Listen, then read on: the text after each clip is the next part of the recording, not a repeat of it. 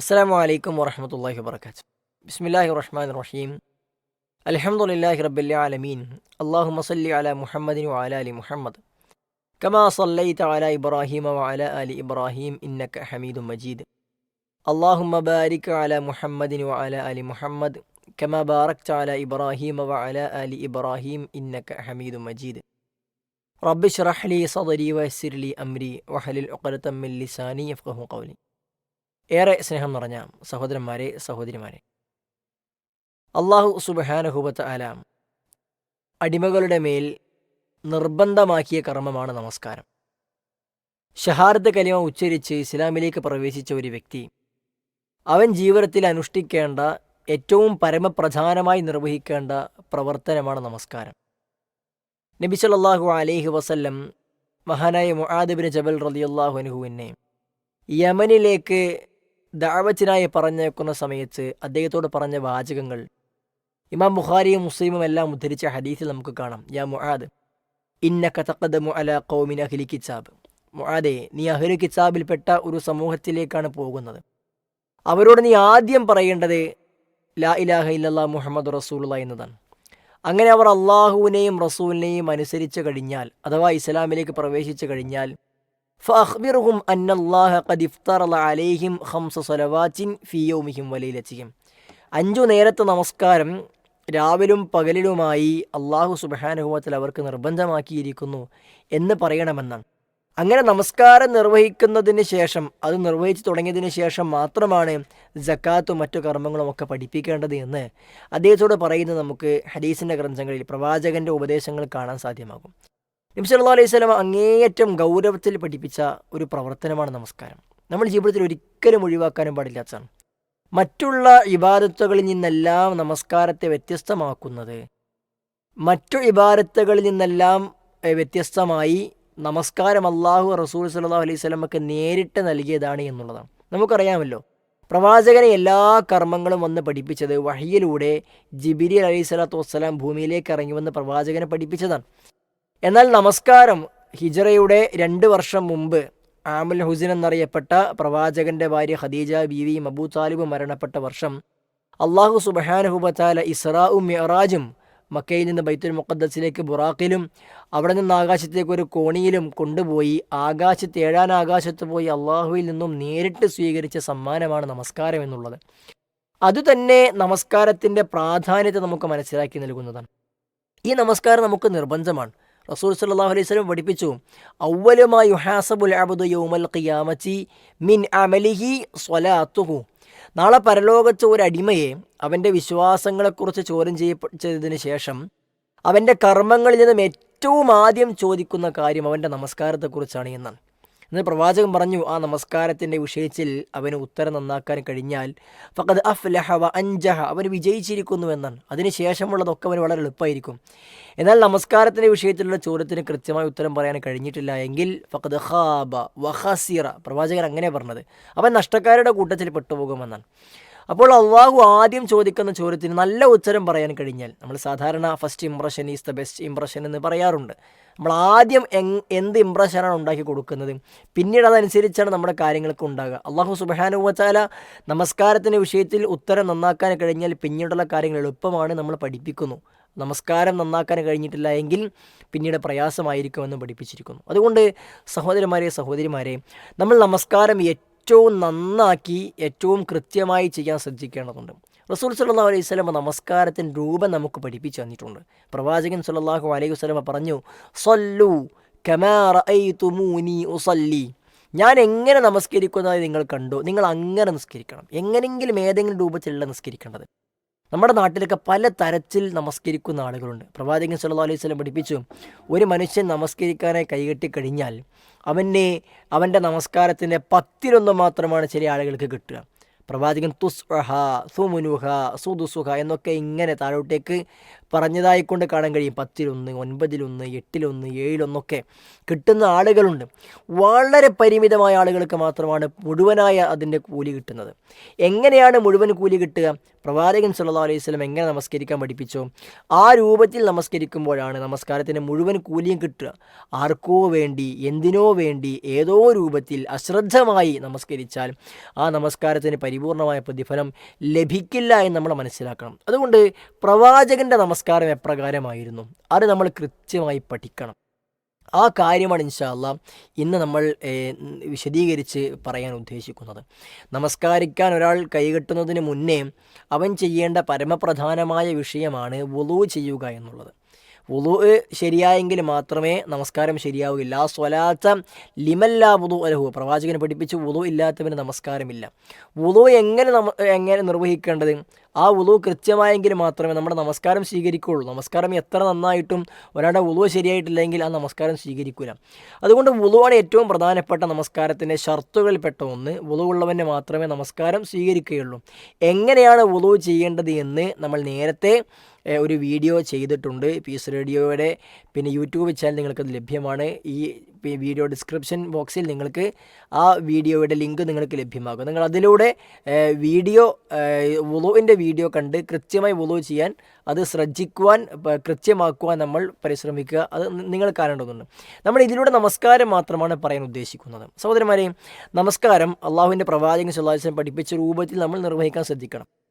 അങ്ങനെ ഒരാൾ നമസ്കരിക്കാനായി നമസ്കാരം ആരംഭിക്കുന്നതിന് മുമ്പ് ശ്രദ്ധിക്കേണ്ട ചില കാര്യങ്ങളുണ്ട്. അതിലൊന്ന് ഞാൻ പറഞ്ഞു വുളൂ ചെയ്യുക എന്നുള്ളതാണ്. മറ്റൊന്ന്, നമസ്കരിക്കാൻ ഒരാൾ നിൽക്കുമ്പോൾ ജമാഅത്തായിട്ടാണ് അവൻ നമസ്കരിക്കുന്നതെങ്കിൽ അവൻ സ്വഫുകൾ കൃത്യമാക്കേണ്ടതുണ്ട്. സ്വഫ് ശരിയാക്കുക എന്ന് പറഞ്ഞാൽ പ്രവാചകൻ സല്ലല്ലാഹു അലൈഹി വസല്ലം പഠിപ്പിച്ചു, സവ്വൂ സുഫൂഫക്കും ഫഇന്ന തസ്വിയത സുഫൂഫി മിൻ തമാമി സ്വലാ. നിങ്ങൾ സ്വഫ് നേരെയാക്കണം. കാരണം സ്വഫിൻ്റെ പൂർത്തീകരണം നമസ്കാരത്തിൻ്റെ പൂർത്തീകരണത്തിൻ്റെ ഭാഗമാണ്. മറ്റൊരു റിവായത്തിൽ മിൻ ഇഖാമത്തി സ്വലാ, നമസ്കാരത്തിൻ്റെ നിലനിൽപ്പ് സ്വഫിൻ്റെ പൂർത്തീകരണത്തിലാണെന്ന് പ്രവാചകൻ പഠിപ്പിച്ചു. 12ലധികം രൂപത്തിൽ സ്വഫ് ക്രമീകരണത്തിൻ്റെ പ്രാധാന്യം പ്രവാചകൻ സല്ലല്ലാഹു അലൈഹി വസല്ലം പഠിപ്പിച്ചിട്ടുണ്ട്. നിങ്ങളുടെ കാലുകൾ പരസ്പരം ചേർത്ത് വെച്ച്, കാലുമുട്ടുകൾ മുട്ടുന്ന രൂപത്തിൽ, നിങ്ങളുടെ ഷോൾഡറുകൾ പരസ്പരം ചേർത്ത് വെച്ച് നിങ്ങൾ ഒരേ രൂപത്തിൽ നിൽക്കണമെന്ന് പ്രവാചകൻ പഠിപ്പിച്ചു. രണ്ടാളുകൾക്കിടയിൽ കാലിനിടയിൽ ഗ്യാപ്പ് ഉണ്ടാകുവാൻ പാടില്ല.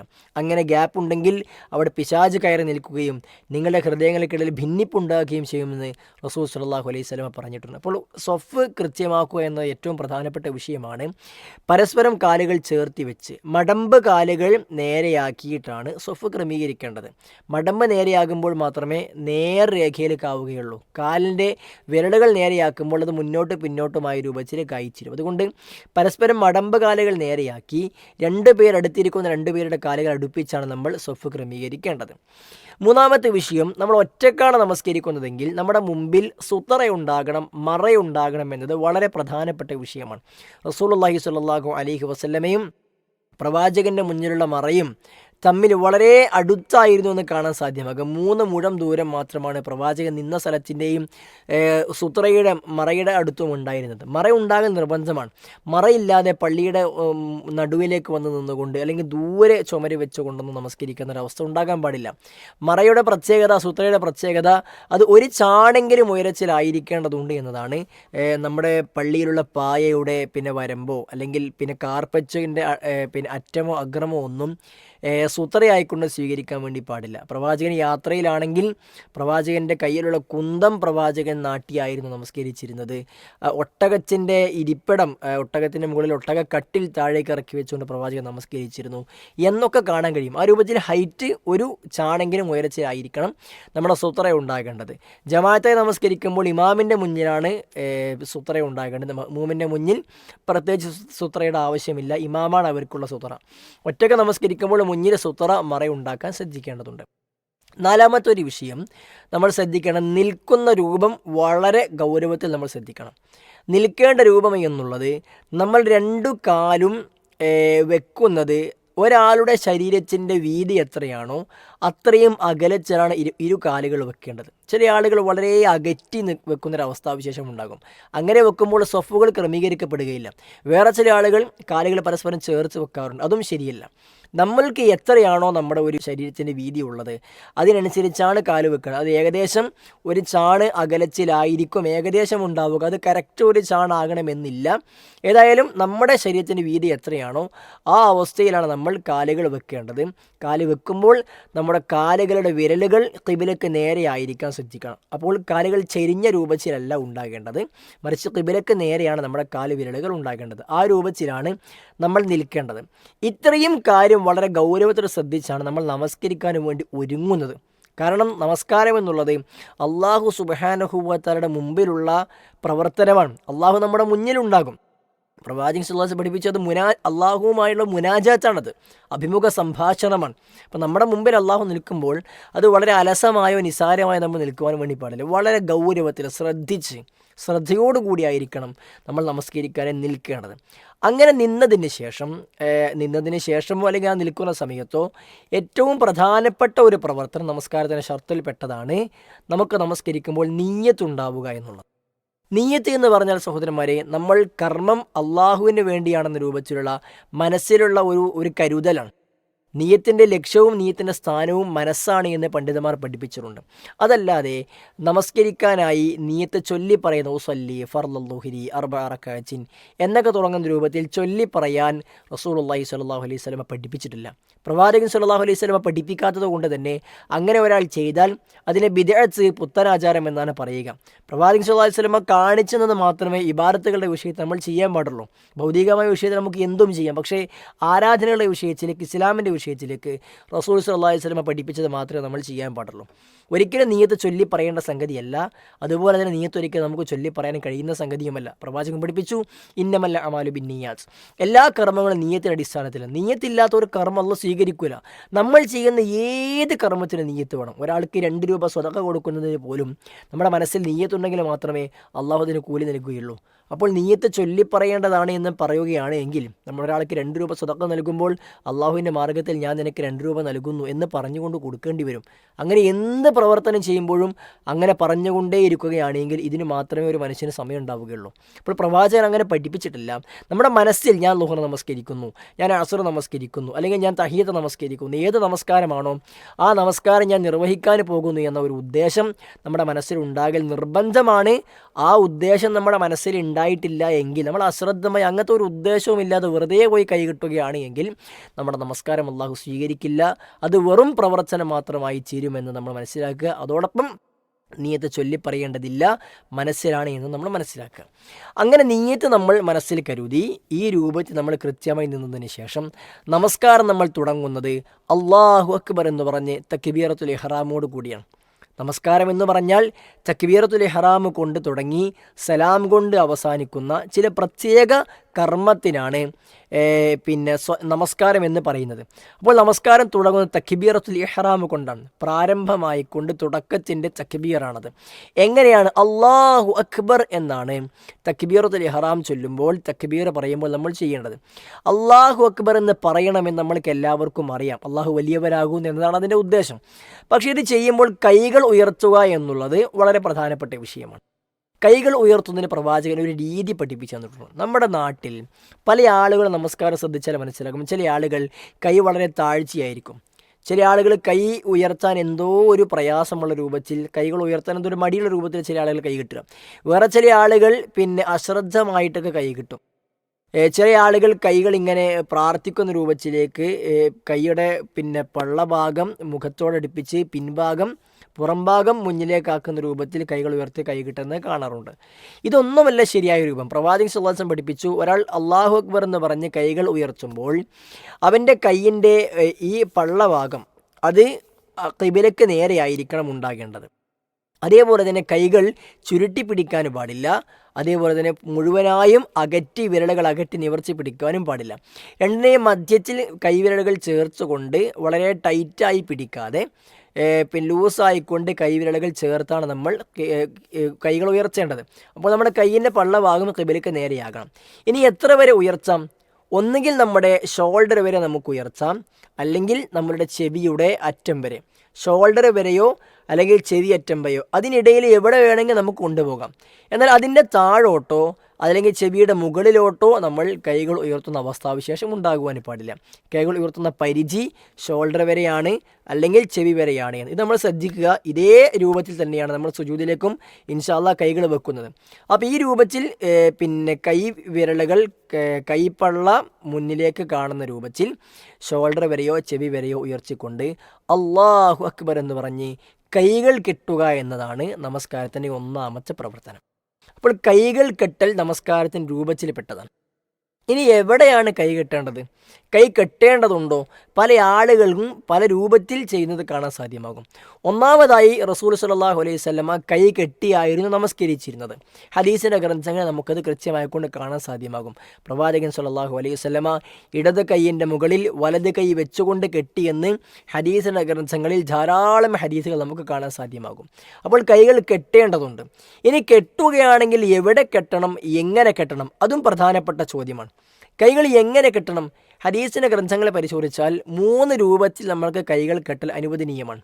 അതിൽ ഒന്നാമത്തേത് നമ്മുടെ വലത് കൈയിൻ്റെ മണിബന്ധത്തിൻ്റെ പുറം ഭാഗം, ഉൾഭാഗം ഇടത് കൈയിൻ്റെ മണിബന്ധത്തിൻ്റെ മുകളിൽ പുറം ഭാഗത്തേക്ക് ചേർത്ത് വെച്ച് അങ്ങനെ പരസ്പരം മുട്ടുന്ന രൂപത്തിൽ വെച്ച് ബാക്കി നമ്മുടെ കൈ ഭാഗം കൈയുടെ പുറത്ത് ഈ കാഫിൻ്റെ ഭാഗത്തേക്ക് നമ്മൾ വെച്ചുകൊണ്ട് വെക്കുന്ന രൂപമാണ്. കൈകൾ മണിബന്ധം പരസ്പരം ചേർത്ത് വെച്ച് ബാക്കി കൈകൾ ഓപ്പണായി വിട്ട രൂപത്തിൽ നമുക്ക് കൈകൾ കെട്ടാം. രണ്ടാമത്തെ രൂപം വലത് കൈ കൊണ്ട് ഇടത് കൈയിൻ്റെ മണിബന്ധം പിടിച്ചുകൊണ്ടുള്ള രൂപമാണ്. ഈ രൂപത്തിൽ നമുക്ക് കൈകൾ വെക്കാം. വലത് കൈ കൊണ്ട് ഇടത് കൈയിൻ്റെ മണിബന്ധം പിടിക്കാം. മൂന്നാമത്തേത് വലത് കൈയിൻ്റെ ഉൾഭാഗം ഇടത് കൈയിൻ്റെ പുറം ഭാഗത്തേക്ക് വെച്ചുകൊണ്ട് ഈ രൂപത്തിൽ നമുക്ക് കൈകൾ വെക്കാം. അപ്പോൾ ഈ 3 രൂപത്തിൽ നമുക്ക് കൈകൾ കെട്ടൽ അനുവദനീയമാണ്.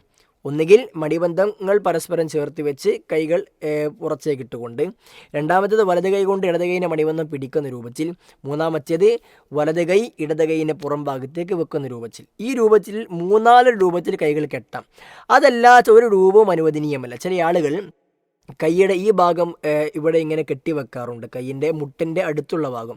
ചില ആളുകൾ മുട്ട് പിടിച്ചുകൊണ്ട് കൈകൾ വെക്കാറുണ്ട്. വേറെ ചില ആളുകൾ കൈ സാധാരണ കെട്ടുന്ന രൂപത്തിലൊക്കെ വെക്കാറുണ്ട്. ഈ രൂപത്തിലൊന്നും കെട്ടാൻ പാടില്ല. പ്രവാചകൻ പഠിപ്പിച്ച 3-4 രൂപമാണ്. ആ 3-4 രൂപത്തിൽ നമുക്ക് കൈകൾ കെട്ടാൻ അനുവദനീയമാണ്. അല്ലാത്ത രൂപവും പാടില്ലാത്തതാണ്. അപ്പോൾ അങ്ങനെ കൈകൾ കെട്ടാം. ഇനി എവിടെയാണ് കൈകൾ വെക്കേണ്ടത്? റസൂലുള്ളാഹി സ്വല്ലല്ലാഹു അലൈഹി വസല്ലമയുടെ ഹദീസുകൾ നമുക്ക് കൃത്യമായി ആ രൂപത്തിൽ സ്വഹീഹായിക്കൊണ്ട് ലഭ്യമാകില്ല എങ്കിലും പ്രവാചകൻ്റെ സ്വഹാബികളുടെയും പിൽക്കാലഘട്ടത്തിൽ നമ്മുടെ സലഫു സ്വാലിഹികളായ നമ്മുടെ മുൻഗാമികൾ താബീങ്ങളുടെയും മറ്റും ചരിത്രം അല്ലെങ്കിൽ അവരുടെയൊക്കെ ഇബാറത്തുകൾ പരിശോധിക്കുമ്പോൾ അവരെല്ലാം കൈകൾ കെട്ടിയിരുന്നത് നെഞ്ചിലായിരുന്നുവെന്ന് നമുക്ക് കൃത്യമായിക്കൊണ്ട് കാണാൻ സാധ്യമാകും. നെഞ്ച് എന്ന് പറയുമ്പോൾ നെഞ്ചിൻ്റെ താഴ്ഭാഗം മുതൽ മുകൾ ഭാഗം വരെ ഏതു ഭാഗത്ത് നമുക്ക് കൈകൾ കെട്ടാവുന്നതാണ്. ഒരു ഭാഗത്തേക്ക് ഇടത്തോട്ടേക്കോ അല്ലെങ്കിൽ വലത്തോട്ടേക്കോ നമ്മൾ ചെരിച്ച് വെക്കേണ്ടതില്ല. മധ്യഭാഗത്ത് നെഞ്ചിൽ എവിടെ വേണമെങ്കിൽ നമുക്ക് കൈകൾ കെട്ടാം. ആ രൂപത്തിലാണ് കൈകൾ കെട്ടേണ്ടത് എന്ന് മുൻഗാമികൾ നമുക്ക് പഠിപ്പിച്ച് നൽകിയിട്ടുണ്ട്. ഇനി ഒരാൾ കൈ മറ്റെവിടെയെങ്കിലും കിട്ടിയാൽ അതവൻ്റെ നമസ്കാരത്തെ നഷ്ടപ്പെടുത്തി കളയുന്ന പ്രവർത്തനമാണ് നമുക്ക് പറയാൻ വേണ്ടി സാധ്യമാകില്ല. മറിച്ച് റസൂൽ സല്ലല്ലാഹു അലൈഹി വസല്ലമ സ്വല്ലു കമാ റഅയ്തുമൂനി ഉസല്ലി, നിങ്ങൾ ഞാൻ നമസ്കരിക്കുന്നത് എങ്ങനെ കണ്ടോ അങ്ങനെ നമസ്കരിക്കണമെന്ന് പഠിപ്പിച്ച നമസ്കാരത്തിൻ്റെ പൂർത്തീകരണം, അതിൻ്റെ കൃത്യത എന്നുള്ളത് നെഞ്ചത്ത് കൈകൾ കെട്ടലാണ്. ഇനി ഒരാൾ കൈ കെട്ടിയിട്ടില്ലെങ്കിൽ പോലും അല്ലെങ്കിൽ എവിടെ കൈ വെച്ചാലും അവൻ്റെ നമസ്കാരം ശരിയായേക്കാം. അതിൻ്റെ പ്രതിഫലം അള്ളാഹുവിൻ്റെ അടുക്കൽ നമ്മളുടെ പൂർണ്ണതക്കനുസരിച്ചാണ് ലഭിക്കുക. അപ്പോൾ നമുക്ക് മനസ്സിലാകും നമസ്കാരത്തിൻ്റെ പൂർണ്ണത നെഞ്ചത്ത് കൈകൾ കെട്ടുക എന്നുള്ളതാണ്. അതുകൊണ്ട് നമ്മൾ ആ കൈ കിട്ടുന്നത് ശ്രദ്ധിക്കുക. അപ്പോൾ 3-4 രൂപത്തിൽ നമുക്ക് നെഞ്ചത്ത് കൈകൾ കെട്ടാവുന്നതാണ്. അതാണ് നമസ്കാരത്തിൽ ഒന്നാമതായി നമ്മൾ ചെയ്യേണ്ടത്. അങ്ങനെ അല്ലാഹു അക്ബർ എന്ന് പറഞ്ഞ് നമ്മൾ കൈകൾ കെട്ടിയിട്ട് നമ്മൾ ചെയ്യേണ്ട ഒന്നാമത്തെ പ്രവർത്തനം ദുആഉൽ ഇസ്തിഫ്താഹ് ചൊല്ലുക എന്നുള്ളതാണ്. ദുആഉൽ ഇസ്തിഫ്താഹ് എന്ന് പറഞ്ഞാൽ പ്രാരംഭ പ്രാർത്ഥന.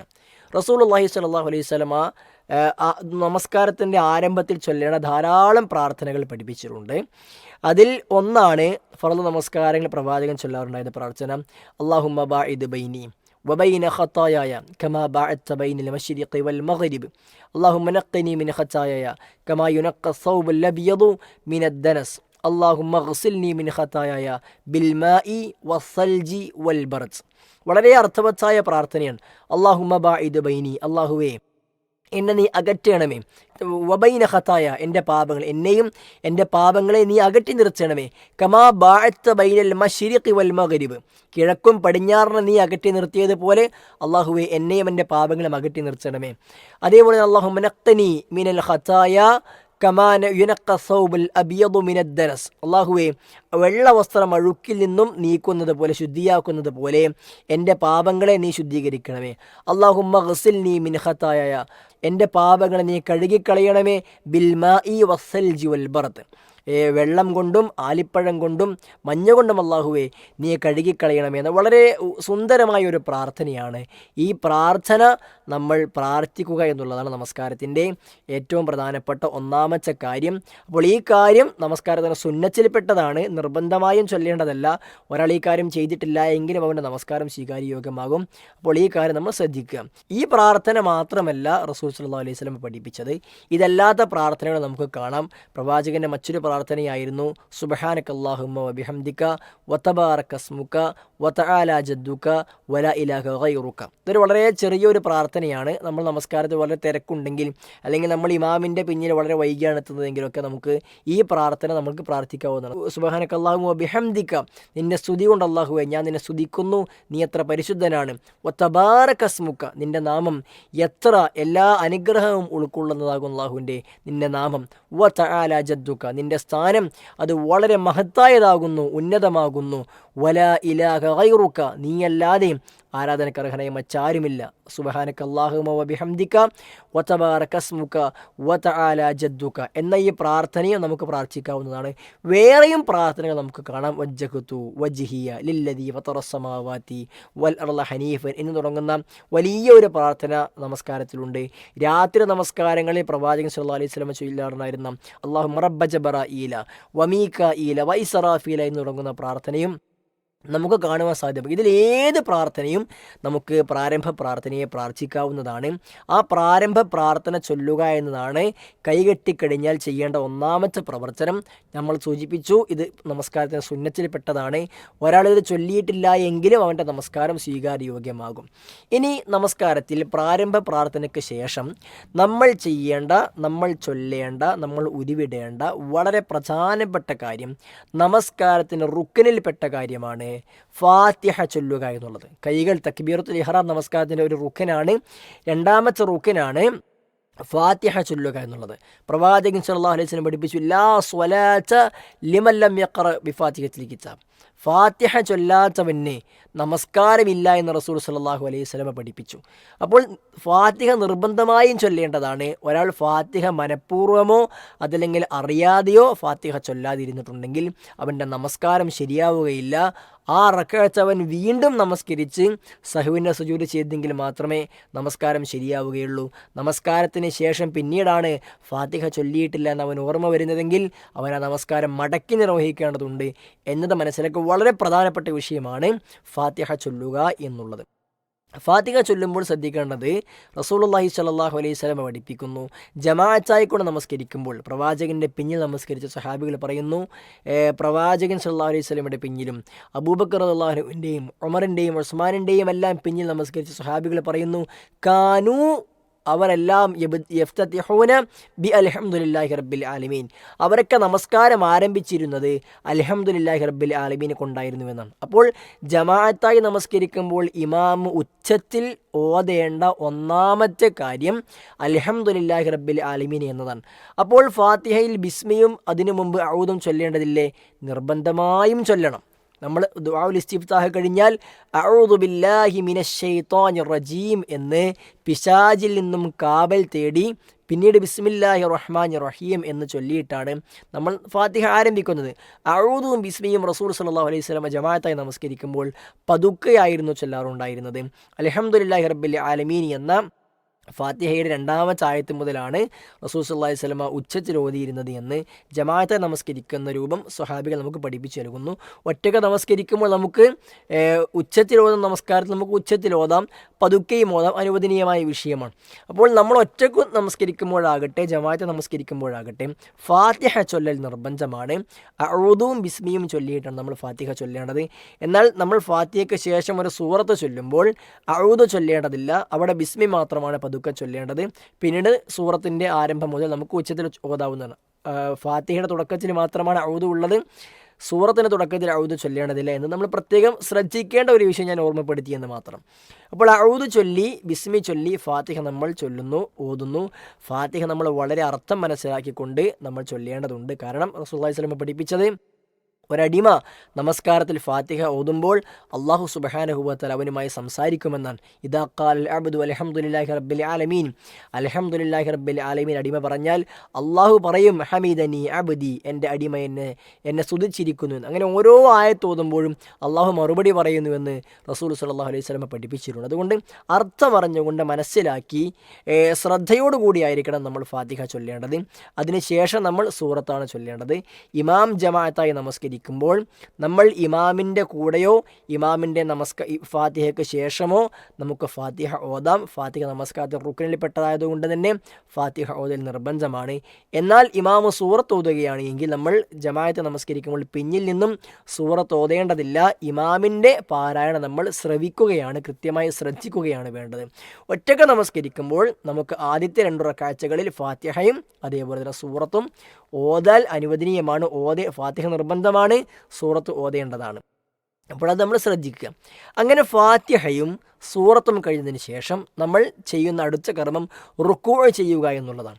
റുക്കൂഅ് ചെയ്യുമ്പോൾ നേരത്തെ നമ്മൾ തക്ബീറത്തുൽ ഇഹ്റാമിൽ എങ്ങനെയാണോ കൈകൾ ഉയർത്തിയിരുന്നത്, അതേ രൂപത്തിൽ കൈകൾ ഉയർത്തി അല്ലാഹു അക്ബർ എന്ന് പറഞ്ഞാൽ നമ്മൾ റുക്കൂയിലേക്ക് പോകുന്നത്. നമ്മൾ ശ്രദ്ധിക്കേണ്ട ഒരു കാര്യം, നമസ്കാരത്തിൽ 4 സന്ദർഭങ്ങളിലാണ് കൈകൾ ഉയർത്തേണ്ടത്. ഒന്ന് ഞാൻ പറഞ്ഞു തക്ബീറത്തുൽ ഇഹ്റാമിൻ്റെ സമയത്ത്, രണ്ടാമത്തേത് റുക്കൂയിലേക്ക് പോകുമ്പോൾ, മൂന്നാമത്തേത് റുക്കൂയിൽ നിന്നും ഉയരുമ്പോൾ, നാലാമത്തേത് 2ൽ അധികം റക്അത്തുള്ള നമസ്കാരങ്ങളിൽ ഒന്നാമത്തെ അത്തഹിയാത്തിൽ നിന്നും അഥവാ രണ്ടാമത്തെ റക്അത്തിൽ നിന്നും ഉയരുന്ന സന്ദർഭത്തിൽ. ഈ 4 സന്ദർഭങ്ങളിൽ മാത്രമാണ് നമ്മൾ കൈകൾ ഉയർത്തേണ്ടത്. അതല്ലാത്ത സന്ദർഭങ്ങളിൽ സുജൂദിലേക്ക് പോകുമ്പോഴോ സുജൂദിൽ എഴുന്നേറ്റിരിക്കുമ്പോഴോ ഒന്നാമത്തെ റക്അത്ത് കഴിഞ്ഞ് നമ്മൾ എഴുന്നേറ്റ് വരുമ്പോഴോ ഒന്നും കൈകൾ ഉയർത്തേണ്ടതില്ല. അവിടെയൊക്കെ അല്ലാഹു അക്ബർ എന്ന് പറഞ്ഞാൽ മാത്രം മതിയാകും. ഇവിടെ നമ്മൾ അല്ലാഹു അക്ബർ എന്ന് പറഞ്ഞ് തക്ബീറത്തുൽ ഇഹ്റാമിൽ എന്നതുപോലെ കൈകൾ ഷോൾഡർ വരെയോ അല്ലെങ്കിൽ ചെവി വരെയോ ഉയർത്തിക്കൊണ്ട് നമ്മൾ റുക്കൂയിലേക്ക് പോകുന്നു. റുക്കൂയിലേക്ക് പോകുമ്പോൾ ശ്രദ്ധിക്കേണ്ട ചില കാര്യങ്ങളുണ്ട്. റുക്കൂഅ് ശരിയാകേണ്ടത് പ്രവാചകനെ പഠിപ്പിച്ചതുപോലെയാണ്. റസൂലുള്ളാഹി സ്വല്ലല്ലാഹു അലൈഹി വസല്ലം റുക്കൂഅ് ചെയ്യുമ്പോൾ പ്രവാചകൻ്റെ പുറത്തേക്ക് ഒരു കൂജയിൽ നിന്ന് വെള്ളമൊഴിച്ചാൽ ആ വെള്ളം തൂവി താഴേക്ക് പോകില്ലായിരുന്നു എന്ന് സഹാബികൾ പറയുന്നു. എന്ന് പറഞ്ഞാൽ പ്രവാചകൻ്റെ പിരടി നേരെയായിരുന്നു, ഒരിക്കലും വളഞ്ഞു നിൽക്കാൻ പറ്റും. ചില ആളുകൾ അവരുടെ പിരടികൾ മുകളിലേക്ക് തല ഉയർത്തിക്കൊണ്ടായിരിക്കും ഒരു 110-120 ഡിഗ്രിയൊക്കെയുള്ള രൂപത്തിലായിരിക്കും. വേറെ ചില ആളുകൾ വളരെ താഴോട്ട് തല താഴ്ത്തി കുനിഞ്ഞു നിൽക്കുന്ന അവസ്ഥാവിശേഷം, ഒരു 50-60 ഡിഗ്രിയിലൊക്കെ വളഞ്ഞു നിൽക്കുന്ന അവസ്ഥാവിശേഷം ചില ആളുകൾ കാണാറുണ്ട്. ഇത് രണ്ടും തെറ്റാണ്. ഒരു 90 ഡിഗ്രി എന്ന രൂപത്തിൽ നേരെ ആയിരിക്കണം നമ്മൾ നിൽക്കേണ്ടത്. അങ്ങനെ നിൽക്കുമ്പോൾ നമ്മുടെ തലയും പിരടിയും നേരെയാകാൻ ശ്രദ്ധിക്കേണ്ടതുണ്ട്. തല മാത്രം മുകളിലേക്ക് ഉയർന്നിട്ടോ അല്ലെങ്കിൽ തല മാത്രം താഴേക്ക് പോയിട്ടോ ഉണ്ടാകുന്ന രീതി ആകാൻ പാടില്ല. തല നേരെയാകണം, അതേപോലെ ഷോൾഡറും നേരെയാകണം. ഇങ്ങനെ നമ്മൾ റുക്കൂയിലേക്ക് നിൽക്കേണ്ടത്. ആ സമയത്ത് നമ്മുടെ കൈകൾ കാലുമുട്ടുകൾ, 2 കൈകൾ കൊണ്ട് 2 കാലിൻ്റെയും മുട്ടുകൾ പിടിക്കുകയാണ് വേണ്ടത്. അപ്പോൾ കാലുമുട്ടിൻ്റെ താഴെയോ അല്ലെങ്കിൽ കാലുമുട്ടിൻ്റെ മുകളിൽ തുടയിലോ അല്ല നമ്മൾ കൈകൾ വെക്കേണ്ടത്. മുട്ടിൽ വെക്കുകയുമല്ല വേണ്ടത്, മുട്ട് പിടിക്കുകയാണ് വേണ്ടത്. അതാണ് പ്രവാചകൻ സല്ലല്ലാഹു അലൈഹി വസല്ലം പഠിപ്പിച്ച രൂപം. അങ്ങനെ റുക്കൂയിൽ നമ്മൾ നിൽക്കുന്ന സമയത്ത് നമ്മൾ നോക്കേണ്ടത്, നമ്മൾ സുജൂദിൻ്റെ സ്ഥാനത്ത് നമ്മൾ കൈകൾ കെട്ടിക്കഴിഞ്ഞാൽ പിന്നീട് നമസ്കാരത്തിൽ പരിപൂർണമായും അത്തഹിയാത്തിലൊഴികെ എല്ലാ സമയത്തും നമ്മൾ സുജൂദിൻ്റെ സ്ഥാനത്തേക്കാണ് നോക്കുന്നത്. ചില ആളുകളൊക്കെ റുക്കൂയിലേക്ക് പോകുമ്പോൾ തങ്ങളുടെ കാൽപാദങ്ങളിലേക്ക് നോക്കാറുണ്ട്. നമ്മുടെ വിരലിൻ്റെ നഖം മുറിച്ചിട്ടില്ല എന്ന ചില ആളുകൾക്കൊക്കെ മനസ്സിലാകുന്നത് റുക്കൂവിൻ്റെ സമയത്താണ്. ഒരിക്കലും കാൽപാദങ്ങളിലേക്കല്ല നോക്കേണ്ടത്. റുക്കൂവിലേക്ക് പോയാലും സുജൂദിൻ്റെ സ്ഥാനത്തേക്ക് തന്നെയാണ് നമ്മൾ നോക്കേണ്ടത്. അങ്ങനെ റുക്കൂയിൽ നമ്മൾ പ്രാർത്ഥിക്കാൻ പ്രവാചകൻ ചില പ്രാർത്ഥനകൾ പഠിപ്പിച്ചു. സുബ്ഹാന റബ്ബിയൽ അലീം, സുബ്ഹാന റബ്ബിയൽ അലീം, അതിമഹത്തായ അല്ലാഹുവേ നീ എത്ര പരിശുദ്ധനാണ് എന്നർത്ഥം വരുന്ന പ്രാർത്ഥന അത് ഏറ്റവും ചെറിയ ഒരു പ്രാർത്ഥനയാണ്. എന്നാൽ അതല്ലാത്ത പ്രാർത്ഥനകൾ സുബ്ഹാനക അല്ലാഹുമ്മ റബ്ബന വബിഹംദിക അല്ലാഹുമ്മ ഗഫിർലി എന്ന പ്രാർത്ഥനയും നമുക്ക് ചൊല്ലൽ അനുവദനീയമാണ്. സുബ്ഹാനക അല്ലാഹുമ്മ, അല്ലാഹുവേ നീ എത്ര പരിശുദ്ധനാണ്, റബ്ബന നീ ഞങ്ങളുടെ റബ്ബാണ്, വബിഹംദിക നിന്നെ ഞങ്ങൾ സ്തുതിക്കുന്നു, അല്ലാഹുമ്മ ഗഫിർലി എൻ്റെ പാപങ്ങൾ അല്ലാഹു നീ എനിക്ക് പുറത്തു നൽകണേ എന്നർത്ഥമുള്ള സുബ്ഹാനക അല്ലാഹുമ്മ റബ്ബന വബിഹംദിക അല്ലാഹുമ്മ ഗഫിർലി എന്ന പ്രാർത്ഥനയും നമുക്ക് ചൊല്ലൽ അനുവദനീയമാണ്. ഇതല്ലാത്ത പ്രാർത്ഥന പ്രാർത്ഥനകളും സുബ്ബൂഹുൻ ഖുദ്ദൂസുൻ റബ്ബുൽ മലായികത്തി വർറൂഹ് എന്ന് തുടങ്ങുന്ന പ്രാർത്ഥനയുണ്ട്. അല്ലാഹുമ്മ ലക റകഅതു വബിക ആമൻതു വലക അസ്ലംതു തുടങ്ങിയ പ്രാർത്ഥനകളുമൊക്കെ റുക്കുവിൽ ചൊല്ലൽ അനുവദനീയമായ പ്രാർത്ഥനകൾ. ഇതിലേതും നമുക്ക് ചൊല്ലാം, ഒന്നിലധികവും ചൊല്ലാം. 3 തവണയാണ് ഏറ്റവും കുറഞ്ഞത് നമ്മൾ ചൊല്ലേണ്ടത്. അതിലധികം നമുക്ക് എത്രയും ചൊല്ലൽ അനുവദനീയമാണ്. നമ്മൾ അള്ളാഹുവോട് ധാരാളമായി കൊണ്ട് ആ സമയത്ത് ദിക്റുകൾ ചൊല്ലൽ നമുക്ക് അനുവദനീയമായ വിഷയമാണ്. അങ്ങനെ റുക്കുവിന് ശേഷം നമ്മൾ അടുത്ത പ്രവർത്തനം ഇഅ്തിദാലിലേക്ക് വരിക അഥവാ ഉയർന്നു വരിക എന്നുള്ളതാണ്. ഇഅ്തിദാലിലേക്ക് വരുമ്പോൾ നമ്മൾ നേരത്തെ സൂചിപ്പിച്ചു കഴിഞ്ഞു, റുക്കുവിലേക്ക് പോകുമ്പോൾ അതേപോലെ കൈകൾ കെട്ടുമ്പോഴുള്ള രൂപത്തിൽ നമ്മൾ കൈകൾ ഉയർത്തിക്കൊണ്ടാണ് ഉയരേണ്ടത്. സാധാരണ നമ്മൾ നമസ്കാരത്തിൻ്റെ ഓരോ പ്രവർത്തനങ്ങളിലേക്കും പോകുമ്പോൾ അല്ലാഹു അക്ബർ എന്നാണ് പറയുന്നതെങ്കിൽ ഇഅ്തിദാലിലേക്ക് വരുമ്പോൾ അഥവാ റുക്കുവിൽ നിന്നും ഉയരുമ്പോൾ നമ്മൾ പറയേണ്ടത് സമിഅ അല്ലാഹു ലിമൻ ഹമിദ എന്നാണ്. സമിഅ അല്ലാഹു ലിമൻ ഹമിദ, അവൻ അള്ളാഹുവിനെ സ്തുതിച്ചവൻ്റെ സ്തുതി അള്ളാഹു കേട്ടിരിക്കുന്നു എന്ന അർത്ഥം വരുന്ന സമിഅ അല്ലാഹു ലിമൻ ഹമിദ എന്ന് പറഞ്ഞുകൊണ്ട് 2 കൈകളും നേരത്തെ പറഞ്ഞതുപോലെ കൈവിരലുകൾ പിന്നെ വളരെ ചേർത്ത് വെക്കാതെ, അകറ്റി വെക്കാതെ, ചുരുട്ടി പിടിക്കാതെ ലൂസായി പിടിച്ചുകൊണ്ട് കൈയുടെ പള്ളഭാഗം ഖിബിലക്ക് നേരെയായി ഷോൾഡർ വരെയോ ചെവി വരെയോ ഉയർത്തിക്കൊണ്ട് സമിഅ അല്ലാഹു ലിമൻ ഹമിദ എന്ന് പറഞ്ഞ് ഉയരുകയാണ് വേണ്ടത്. അങ്ങനെ ഉയർന്നതിന് ശേഷം അവൻ്റെ കൈകൾ എന്തു ചെയ്യണം? 2 രൂപത്തിൽ പണ്ഡിതന്മാർ അഭിപ്രായം പറഞ്ഞിരിക്കുന്നു. ഒന്നുകിൽ നമുക്ക് കൈകൾ നെഞ്ചത്തു കെട്ടാം, അത് അനുവദനീയമായ രൂപമാണ്. അതല്ലെങ്കിൽ നമുക്ക് ഈ 2 കൈകളും താഴേക്ക് താഴ്ത്തി വെക്കാം. അതല്ലാതെ ആട്ടിക്കളിക്കുന്ന അല്ലെങ്കിൽ മുന്നിലേക്ക് കെട്ടിപ്പിടിക്കുന്ന അല്ലെങ്കിൽ പിന്നിലേക്ക് കെട്ടിപ്പിടിക്കുന്ന ഈ രൂപം ഒന്നും ചെയ്യാൻ പാടില്ല. ഒന്നുകിൽ കൈകൾ രണ്ടും താഴേക്ക് താഴ്ച വെക്കുക, അല്ലെങ്കിൽ കൈ നമ്മൾ നേരത്തെ കെട്ടിയതുപോലെ റുക്കുവിന് മുന്നേ നമ്മൾ ഖിയാമിലുണ്ടായിരുന്നത് പോലെ നെഞ്ചത്ത് കെട്ടാം. ഈ 2ഉം അനുവദനീയമാണ്. ഒന്ന് ശരിയാണ്, മറ്റേത് തെറ്റാണ്, ഇന്നയാൾ ചെയ്തത് ശരിയല്ല, ഇങ്ങനെയാണ് ചെയ്യേണ്ടത് എന്നൊന്നും നമുക്ക് പറയാൻ പാടില്ല. 2ഉം പണ്ഡിതന്മാർ അനുവദനീയമാണെന്ന് പഠിപ്പിച്ച കാര്യമാണ്. രണ്ടാലൊരു രൂപത്തിൽ നമുക്ക് കൈകൾ വെക്കാവുന്നതാണ്. അങ്ങനെ ഇഅ്തിദാലിൽ കൈകൾ ഉയർത്തി സമീഅല്ലാഹു അലൈഹി എന്ന് പറഞ്ഞതിന് ശേഷം നമ്മൾ ചൊല്ലേണ്ട പ്രാർത്ഥനയും റസൂൽ സല്ലല്ലാഹു അലൈഹി വസല്ലം പഠിപ്പിച്ചിട്ടുണ്ട്. ഒന്നുകിൽ റബ്ബനാ വലക്കൽ ഹംദ്, ഞങ്ങളുടെ രക്ഷിതാവേ നിനക്കാകുന്നു എല്ലാ സ്തുതിയും എന്ന റബ്ബനാ വലക്കൽ ഹംദ് എന്ന പ്രാർത്ഥന നമുക്ക് ചൊല്ലാം. അല്ലെങ്കിൽ റബ്ബനാ വലക്കൽ ഹംദു ഹംദൻ കസീറൻ ത്വയ്യിബൻ മുബാരക്കൻ ഫീ, റബ്ബനാ വലക്കൽ ഹംദു, അല്ലാഹുവേ നിനക്കാകുന്നു എല്ലാ സ്തുതിയും, ഹംദൻ കസീറൻ എല്ലാ ധാരാളമായ സ്തുതി അള്ളാഹു നിനക്കുള്ളതാണ്, ത്വയ്യിബൻ ആ സ്തുതി എങ്ങനെയുള്ളതാണ്? വളരെ പരിശുദ്ധമായതാണ്, മുബാറക്കൻ അനുഗ്രഹീതമായ അള്ളാഹുവെ സ്തുതി, അങ്ങനെയുള്ള എല്ലാ സ്തുതിയും റബ്ബെ നിനക്കുള്ളതാണ്. റബ്ബനാ വലക്കൽ ഹംദ് ഹംദൻ കസീറൻ ത്വയ്യിബൻ മുബാറക്കൻ ഫീഹി എന്ന പ്രാർത്ഥനയും ചൊല്ലൽ അനുവദനീയമാണ്. ഇനിയോ ഇതല്ലാത്ത പ്രാർത്ഥന റബ്ബനാ വലക്കൽ ഹംദു മിൽ അസ്സമാവാതി വൽ അർളി വമിൽ മാ ബൈനഹുമാ വമിൽ മാ ശിഇത മിൻ ശൈഇൻ ബഅദ എന്ന് തുടങ്ങുന്ന സുദീർഘമായ മറ്റൊരു പ്രാർത്ഥനയും ഹദീസിന്റെ ഗ്രന്ഥങ്ങളിൽ നമുക്ക് കാണാൻ സാധ്യമാകും. അങ്ങനെ ഏത് പ്രാർത്ഥനയും നമുക്ക് ചൊല്ലാം. റസൂൽ സല്ലല്ലാഹു അലൈഹി വസല്ലമയുടെ റുക്കൂഉം ഇഅ്തിദാലും ഒക്കെ കാണുമ്പോൾ പ്രവാചകൻ അടുത്ത പ്രവർത്തനം മറന്നുപോയോ എന്ന് തോന്നുന്ന രൂപത്തിൽ സുദീർഘമാക്കിയിരുന്നുവെന്ന് സഹാബികൾ പറയുന്നത് നമുക്ക് ഹദീസിൻ്റെ ഗ്രന്ഥങ്ങളിൽ കാണാൻ സാധ്യമാകും. അപ്പോൾ ഏത് ദിക്റും നമുക്ക് ചൊല്ലാം. സമിഅ അല്ലാഹു ലിമൻ ഹമിദ എന്ന് പറഞ്ഞ് ഉയർന്നതിന് ശേഷമാണ് റബ്ബനാ വലക്കൽ ഹംദ് തുടങ്ങുന്നതോ ഏതെങ്കിലും ഒരു പ്രാർത്ഥന നമ്മൾ ചൊല്ലേണ്ടത്. അപ്പോൾ ആ രൂപത്തിൽ ഇഅ്തിദാൽ കഴിഞ്ഞു. നമ്മൾ ഇഅ്തിദാൽ ശ്രദ്ധിക്കേണ്ട കാര്യം ഞാൻ പറഞ്ഞു. ഒന്നുകിൽ കൈകൾ കെട്ടാം, അല്ലെങ്കിൽ കൈകൾ താഴ്ത്തിയിടാം. നമ്മുടെ ശരീരം നേരെയാണ് ഉണ്ടാകേണ്ടത്. പിരടിയൊന്നും കുനിയാതെ വളയാതെ നമ്മുടെ എല്ലാ അവയവങ്ങളും നേരെ വരുന്ന രൂപത്തിലായിരിക്കണം ഇഅ്തിദാലിൽ നമ്മൾ നിൽക്കേണ്ടത്. അതിനുശേഷം നമ്മൾ ചെയ്യുന്ന പ്രവർത്തനം സുജൂദ് ചെയ്യുക എന്നുള്ളതാണ്. സുജൂദ് ചെയ്യുമ്പോൾ നമ്മുടെ നാട്ടിലെ പല ആളുകളും ഒരുപക്ഷെ അനാവശ്യമായ തർക്കങ്ങൾ നടത്താറുള്ള വിഷയമാണ് സുജൂദിലേക്ക് എങ്ങനെയാണ് പോകേണ്ടത് എന്ന്. ചില ആളുകൾ കൈകൾ കുത്തണമെന്ന് പറയുന്നു, ചില ആളുകൾ കാലുകൾ കുത്തണമെന്ന് പറയുന്നു. നമ്മുടെ നാട്ടിൽ ഈ വിഷയത്തിൽ തർക്കങ്ങൾ വരെ കാണാൻ സാധ്യമാകും. പക്ഷേ തർക്കത്തിന് യാതൊരു ആവശ്യവുമില്ലാത്ത, യാതൊരു സ്കോപ്പുമില്ലാത്ത വിഷയമാണിത്. പണ്ഡിതന്മാർ പ്രവാചകൻ സല്ലല്ലാഹു അലൈഹി വസല്ലമയുടെ ഹദീസിനെ മനസ്സിലാക്കി 2 അഭിപ്രായങ്ങളും പറഞ്ഞിട്ടുണ്ട്. സ്വീകാര്യയോഗ്യമായ പണ്ഡിതന്മാർ ഒരു വിഭാഗം, ഭൂരിഭാഗം വരുന്ന ഒരു വിഭാഗം കാലുമുട്ടുകളാണ് ആദ്യം കുത്തേണ്ടത് എന്ന് പറഞ്ഞു. മറ്റൊരു വിഭാഗം അല്ല, മനുഷ്യൻ്റെ കൈകളാണ് ആദ്യം സുജൂദിലേക്ക് പോകുമ്പോൾ നിലത്ത് പതിക്കേണ്ടത് എന്ന് പറഞ്ഞു. 2ഉം ശരിയാണ് സുഹൃത്തുക്കളെ.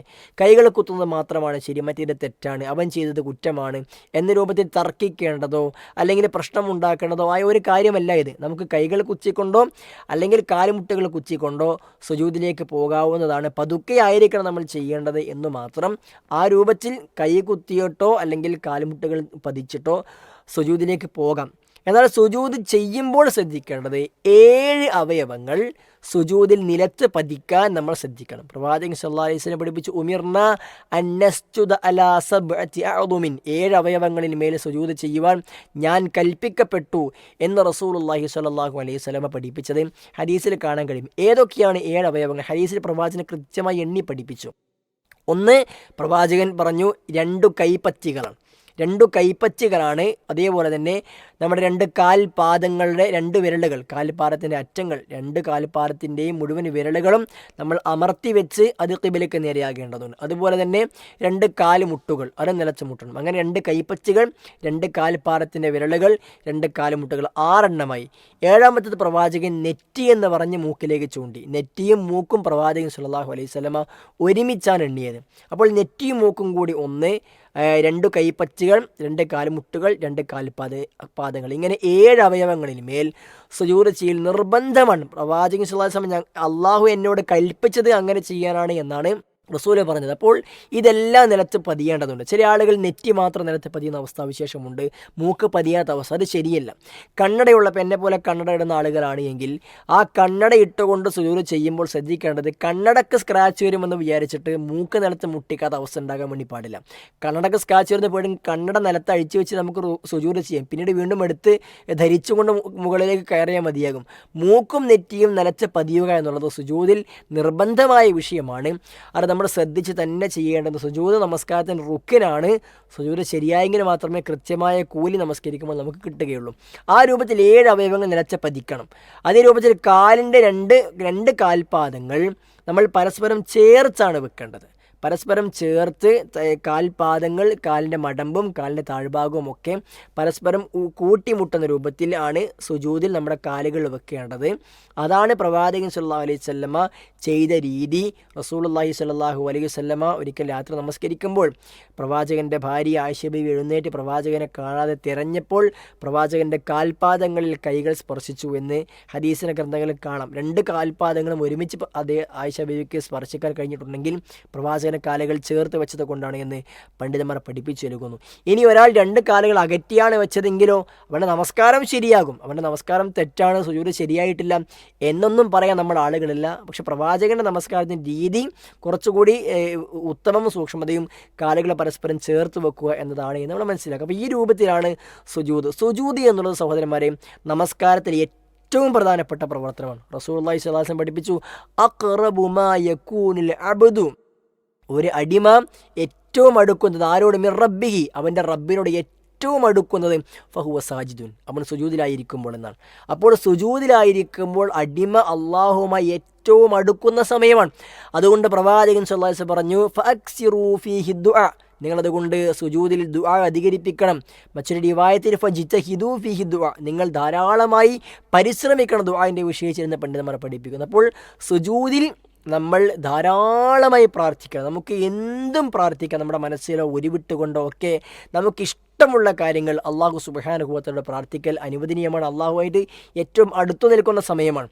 അപ്പോൾ എന്തും പ്രാർത്ഥിക്കൽ അനുവദനീയമാണ്. പ്രത്യേകമായി പ്രവാചകൻ സല്ലല്ലാഹു അലൈഹി വസല്ലം ചൊല്ലിയ ചില പ്രാർത്ഥനകൾ, ദിക്റുകൾ നമുക്ക് ഹദീസിൽ കാണാം. അതിലൊന്ന് സുബ്ഹാന റബ്ബിയൽ അഅല എന്നതാണ്. സുബ്ഹാന റബ്ബിയൽ അഅല, അത്യുന്നതനായ രക്ഷിതാവേ നീ എത്ര പരിശുദ്ധനെന്ന്. റുക്കൂഇൽ നമ്മൾ സുബ്ഹാന റബ്ബിയൽ അലീം എന്നായിരുന്നു ചൊല്ലിയിരുന്നത്. ഇവിടെ സുബ്ഹാന റബ്ബിയൽ അഅല എന്ന് നമുക്ക് ചൊല്ലാം.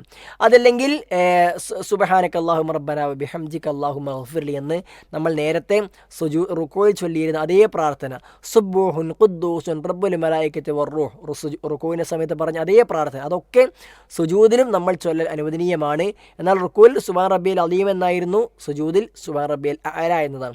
ഇതല്ലാത്ത പ്രാർത്ഥനകൾ അല്ലാഹുമ്മ ലക സജദ്തു വബിക ആമൻതു വലക അസ്ലംതു, നേരത്തെ റുക്കൂഇൽ അല്ലാഹുമ്മ ലക റകഅതു എന്ന് പറഞ്ഞത് ഇവിടെ സജദ്തു എന്നായി.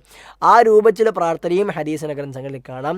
ഇതൊക്കെ നമുക്ക് പ്രാർത്ഥിക്കൽ ഓരോ നമസ്കാരത്തിലും ഓരോരോ പ്രാർത്ഥനകളായിരിക്കണം നമ്മൾ ചൊല്ലേണ്ടത്. ഇതൊക്കെ നമുക്ക് അനുവദനീയമാണ്. ഇതല്ലാത്ത എന്തും നമുക്ക് പ്രാർത്ഥിക്കാം. നമുക്ക് ഇഹലോകത്തേക്കോ പരലോകത്തേക്കോ ആവശ്യമുള്ള ഏതു കാര്യങ്ങളും പടച്ചറബ് സുബ്ഹാനഹു വ തആലയോട് ഏത് നമസ്കാരത്തിനും ഫർളാകട്ടെ സുന്നത്താകട്ടെ നമുക്ക് അള്ളാഹുവോട് ചോദിക്കൽ അനുവദനീയമാണ്. സുജൂദിൽ ധാരാളമായി ചോദിക്കാനാണ് പറഞ്ഞത്. പക്ഷേ നമ്മൾ ശ്രദ്ധിക്കേണ്ട ഒരു കാര്യം, ഇമാമായി നമസ്കരിക്കുമ്പോൾ, ജമാഅത്തായി നമസ്കരിക്കുമ്പോൾ ഇമാമ് റുക്കൂഇലും സുജൂദിലും 3 തവണ മാത്രമേ ഈ ദിക്റുകൾ ചൊല്ലാൻ വേണ്ടി പാടുള്ളൂ. ഫർദ് നമസ്കാരത്തിൻ്റെ വിഷയത്തിൽ സുന്നത്തിൽ എത്രയും ദീർഘിപ്പിക്കാം. അത് പ്രവാചകൻ പ്രത്യേകം പറഞ്ഞ കാര്യമാണ്. മിനിമം നമ്മൾ ഒറ്റയ്ക്ക് നമസ്കരിക്കുമ്പോൾ 3 തവണയെങ്കിലും ദിക്റുകൾ ചൊല്ലുക. അതുകൊണ്ട് ആ ദിക്റുകൾ നമ്മൾ ശ്രദ്ധിക്കുക. ഈ പ്രാർത്ഥനകളെല്ലാം സുജൂദിൽ നമുക്ക് ചൊല്ലൽ അനുവദനീയമായ വിഷയമാണ്. സുജൂദിന് ശേഷം സഹോദരന്മാരെ നമ്മൾ ചെയ്യേണ്ടത് സുജൂദിന് ശേഷം ഒരു ഇരുത്തമാണ്. റുക്കൂഅ് ഒന്നേ ഉള്ളൂ, ഇഅ്തിദാൽ ഒന്നേ ഉള്ളൂ. എന്നാൽ സുജൂദ് 2 എണ്ണമുണ്ട്. ഒരു റക്അത്തിൽ 2 സുജൂദുകളുണ്ട്. 4 റക്അത്തുള്ള നമസ്കാരത്തിൽ 8 സുജൂദുകളുണ്ട്. അങ്ങനെ ഒരു ദിവസം ഒരു വ്യക്തി 34 തവണയാണ് അവന് സുജൂദ് ചെയ്യേണ്ടത്. അപ്പോൾ ഒരു റക്അത്തിൽ 2 സുജൂദുകൾ. ഈ 2 സുജൂദുകൾക്ക് ഇടയിൽ ഒരു ഇരുത്തമുണ്ട്. ആ ഇരുത്തത്തിൻ്റെ രൂപം നമ്മൾ കൃത്യമായി മനസ്സിലാക്കണം. രണ്ടാലൊരു രൂപത്തിൽ നമുക്ക് ഇരിക്കൽ അനുവദനീയമാണ്. ഒന്നുകിൽ ഇഫ്തിറാഷിൻ്റെ ഇരുത്തം ഇരിക്കാം. ഇഫ്തിറാഷിൻ്റെ ഇരുത്തം എന്ന് പറഞ്ഞാൽ നമ്മൾ ഇപ്പോൾ ശ്രദ്ധിക്കുക, ഇതേ ഇരുത്തമാണ് നമ്മൾ ഒന്നാമത്തെ അത്തഹിയ്യാത്തിൽ ഇരിക്കേണ്ടത്. ഇഫ്തിറാഷിൻ്റെ ഇരുത്തം എന്ന് പറഞ്ഞാൽ നമ്മുടെ വലത് കാൽ നിലത്ത് നാട്ടി വെക്കുക. നമ്മുടെ വിരലുകൾ അമർത്തി ആ വിരലുകൾ ഖിബലയ്ക്ക് നേരെയാകുന്ന രൂപത്തിൽ വലതുകാൽ നാട്ടി വെക്കുകയും ഇടതുകാൽ പരത്തി വെക്കുകയും ആ ഇടതുകാലിൻ്റെ മുകളിൽ നമ്മുടെ ചന്തി വെച്ചുകൊണ്ട് നമ്മൾ ഇരിക്കുകയും ചെയ്യുക. വലതുകാൽ നാട്ടി വെച്ച് ഇടതുകാൽ പരത്തി വെച്ച് ഇടതുകാലിൻ്റെ മുകളിൽ ഇരിക്കുക. ഇതാണ് ഇഫ്തിറാഷിൻ്റെ ഇരുത്തം. ഈ രൂപത്തിൽ ഇരിക്കൽ അനുവദനീയമാണ്. ഇതാണ് ഒന്നാമത്തെ ഇരുത്തം. രണ്ടാമത്തെ ഇരുത്തം 2 സുജൂദിൽക്കിടയിൽ ഇരിക്കുന്ന രണ്ടാമത്തെ ഇരുത്തം ഇഖ്ആഇൻ്റെ ഇരുത്തമാണ്. ഇഖ്ആഇൻ്റെ ഇരുത്തം എന്ന് പറഞ്ഞാൽ നമ്മൾ പറഞ്ഞ സുജൂദിൽ നമ്മൾ കാലുകൾ വെക്കേണ്ടത് 2 കാലുകൾ മടമ്പുകൾ ചേർത്ത് പരസ്പരം ഒട്ടിച്ചാണ് കാലുകൾ വെക്കേണ്ടത്. അതേ രൂപത്തിൽ തന്നെ കാലുകൾ വെച്ച് മടമ്പുകൾക്ക് മുകളിൽ നമ്മൾ ഇരിക്കുന്ന രൂപമാണ് ഇഖ്ആഇൻ്റെ ഇരുത്തം. ഈ 2 ഇരുത്തവും സുജൂദിൻ്റെ ഇടയിലുള്ള ഇരുത്തത്തിൽ അനുവദനീയമാണ്. ഇഖ്ആഇൻ്റെ ഇരുത്തം ഇടയിലെ ഇരുത്തത്തിൽ മാത്രമേ അനുവദനീയമുള്ളൂ. അത്തഹിയ്യാത്തിൽ ഇരിക്കുമ്പോൾ നമ്മൾ ഇഫ്തിറാഷിൻ്റെ ഇരുത്തമാണ് ഒന്നാമത്തെ തഹിയ്യാത്തിൽ ഇരിക്കേണ്ടത്. രണ്ടാമത്തെ തഹിയ്യാത്തിൽ തവറുക്കിൻ്റെ ഇരുത്തം ഇൻഷാ അല്ലാഹ് നമ്മൾ ആ സന്ദർഭത്തിൽ പറയാം. അപ്പോൾ ഈ രൂപത്തിലാണ് നമ്മൾ ഇരിക്കേണ്ടത്. അങ്ങനെ നമ്മുടെ കാലുകൾ ആ രൂപത്തിൽ വെച്ച് നമ്മൾ അതിൻ്റെ മുകളിൽ ഇരിക്കുന്നു. നമ്മുടെ കൈകൾ, നമ്മുടെ 2 കൈകൾ നമ്മുടെ മുട്ടിൻ്റെ മുകളിലാണ് നമ്മുടെ കൈകൾ വെക്കേണ്ടത്. വലത് കൈയും കാലുമുട്ടിൻ്റെ മുകളിൽ വലത് കൈയും ഇടത് കാലുമുട്ടിൻ്റെ മുകളിൽ ഇടത് കൈയുമാണ് നമ്മൾ വെക്കേണ്ടത്. അപൂർവം ചില സന്ദർഭങ്ങളിൽ പ്രവാചകൻ സല്ലല്ലാഹു അലൈഹി വസല്ലമ വലത് കൈ തഹിയ്യാത്തിൽ ചൂണ്ടുന്നത് പോലെ ചൂണ്ടിയിരുന്നുവെന്ന് ഹദീസിൻ്റെ ഗ്രന്ഥങ്ങൾ നമുക്ക് കാണാൻ വേണ്ടി സാധ്യമാകും. അങ്ങനെ ചെയ്യാതിരിക്കാം. ഏതായാലും 2 കൈകളും മുട്ടിൻ്റെ മുകളിലായിരിക്കണം നമ്മൾ വെക്കേണ്ടത്. അങ്ങനെ ഇരുന്നതിന് ശേഷം നമ്മൾ പ്രാർത്ഥിക്കേണ്ടത് അല്ലാഹുമ്മ ഗഫിർലി വർഹംനി വഹ്ദിനി വജ്ബുർനി വആഫിനി വർസുഖ്നി വർഫഅനി. നല്ല പ്രാർത്ഥനയാണ്. പടച്ച റബ്ബ് സുബ്ഹാനഹു വ തആലയോട് കുറേ കാര്യങ്ങൾ നമ്മൾ ചോദിക്കുന്നു. അല്ലാഹുമ്മ ഗഫിർലി, അല്ലാഹുവേ എൻ്റെ പാപങ്ങളെല്ലാം നീ പുറത്തു നൽകണമേ. വർഹംനി, അല്ലാഹുവേ എന്നോട് നീ കാരുണ്യം കാണിക്കണമേ. വഹ്ദിനി, അല്ലാഹുവേ നീ എനിക്ക് സന്മാർഗം നൽകണമേ. വജ്ബുർനി, അല്ലാഹുവേ നീ എനിക്ക് നല്ല കാര്യങ്ങൾ ചെയ്യാനുള്ള കഴിവ് നീ എനിക്ക് നൽകണമേ. വആഫിനി, അല്ലാഹുവേ നീ എനിക്ക് രോഗമില്ലാത്ത നല്ല ആരോഗ്യാവസ്ഥ നീ എനിക്ക് പ്രദാനം ചെയ്യണമേ. അതേപോലെ തന്നെ വർസുഖ്നി, അല്ലാഹുവേ എനിക്ക് നല്ല ഉപജീവനം, നല്ല ഭക്ഷണം നീ എനിക്ക് നൽകണമേ. വർഫഅനി, പടച്ചറബ്ബേ എൻ്റെ സ്ഥാനങ്ങൾ നീ ഉയർത്തി നൽകണമേ.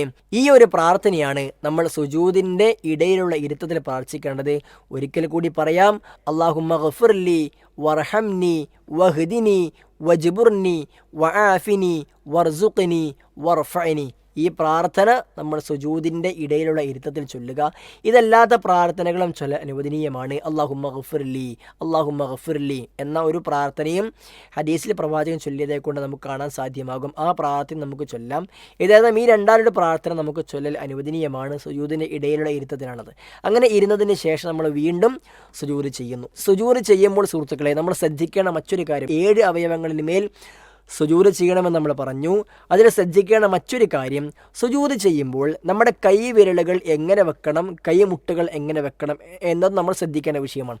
റസൂൽ സല്ലല്ലാഹു അലൈഹി വസല്ലമ സുജൂദ് ചെയ്യുമ്പോൾ പ്രവാചകൻ സല്ലല്ലാഹു അലൈഹി വസല്ലം സുജൂദ് ചെയ്യുന്ന കൈയിൻ്റെയും കാലുമുട്ടിൻ്റെയും ഇടയിലൂടെ ഒരു ചെറിയ ആടിന് കടന്നു പോകാനുള്ള സ്ഥലമുണ്ടായിരുന്നുവെന്ന് സ്വഹാബികൾ പഠിപ്പിക്കുന്നുണ്ട്. അപ്പോൾ എന്താണ് നമ്മളുടെ കൈകൾ അകറ്റിയായിരിക്കണം വെക്കേണ്ടത് എന്നർത്ഥം. സുജൂദ് ചെയ്യുമ്പോൾ നമ്മളുടെ മുഖം നമ്മൾ കാലുമുട്ടിൽ നിന്നും കുറച്ച് അല്പം ദൂരേക്കാണ് നമ്മൾ നമ്മുടെ മുഖം വെക്കേണ്ടത്.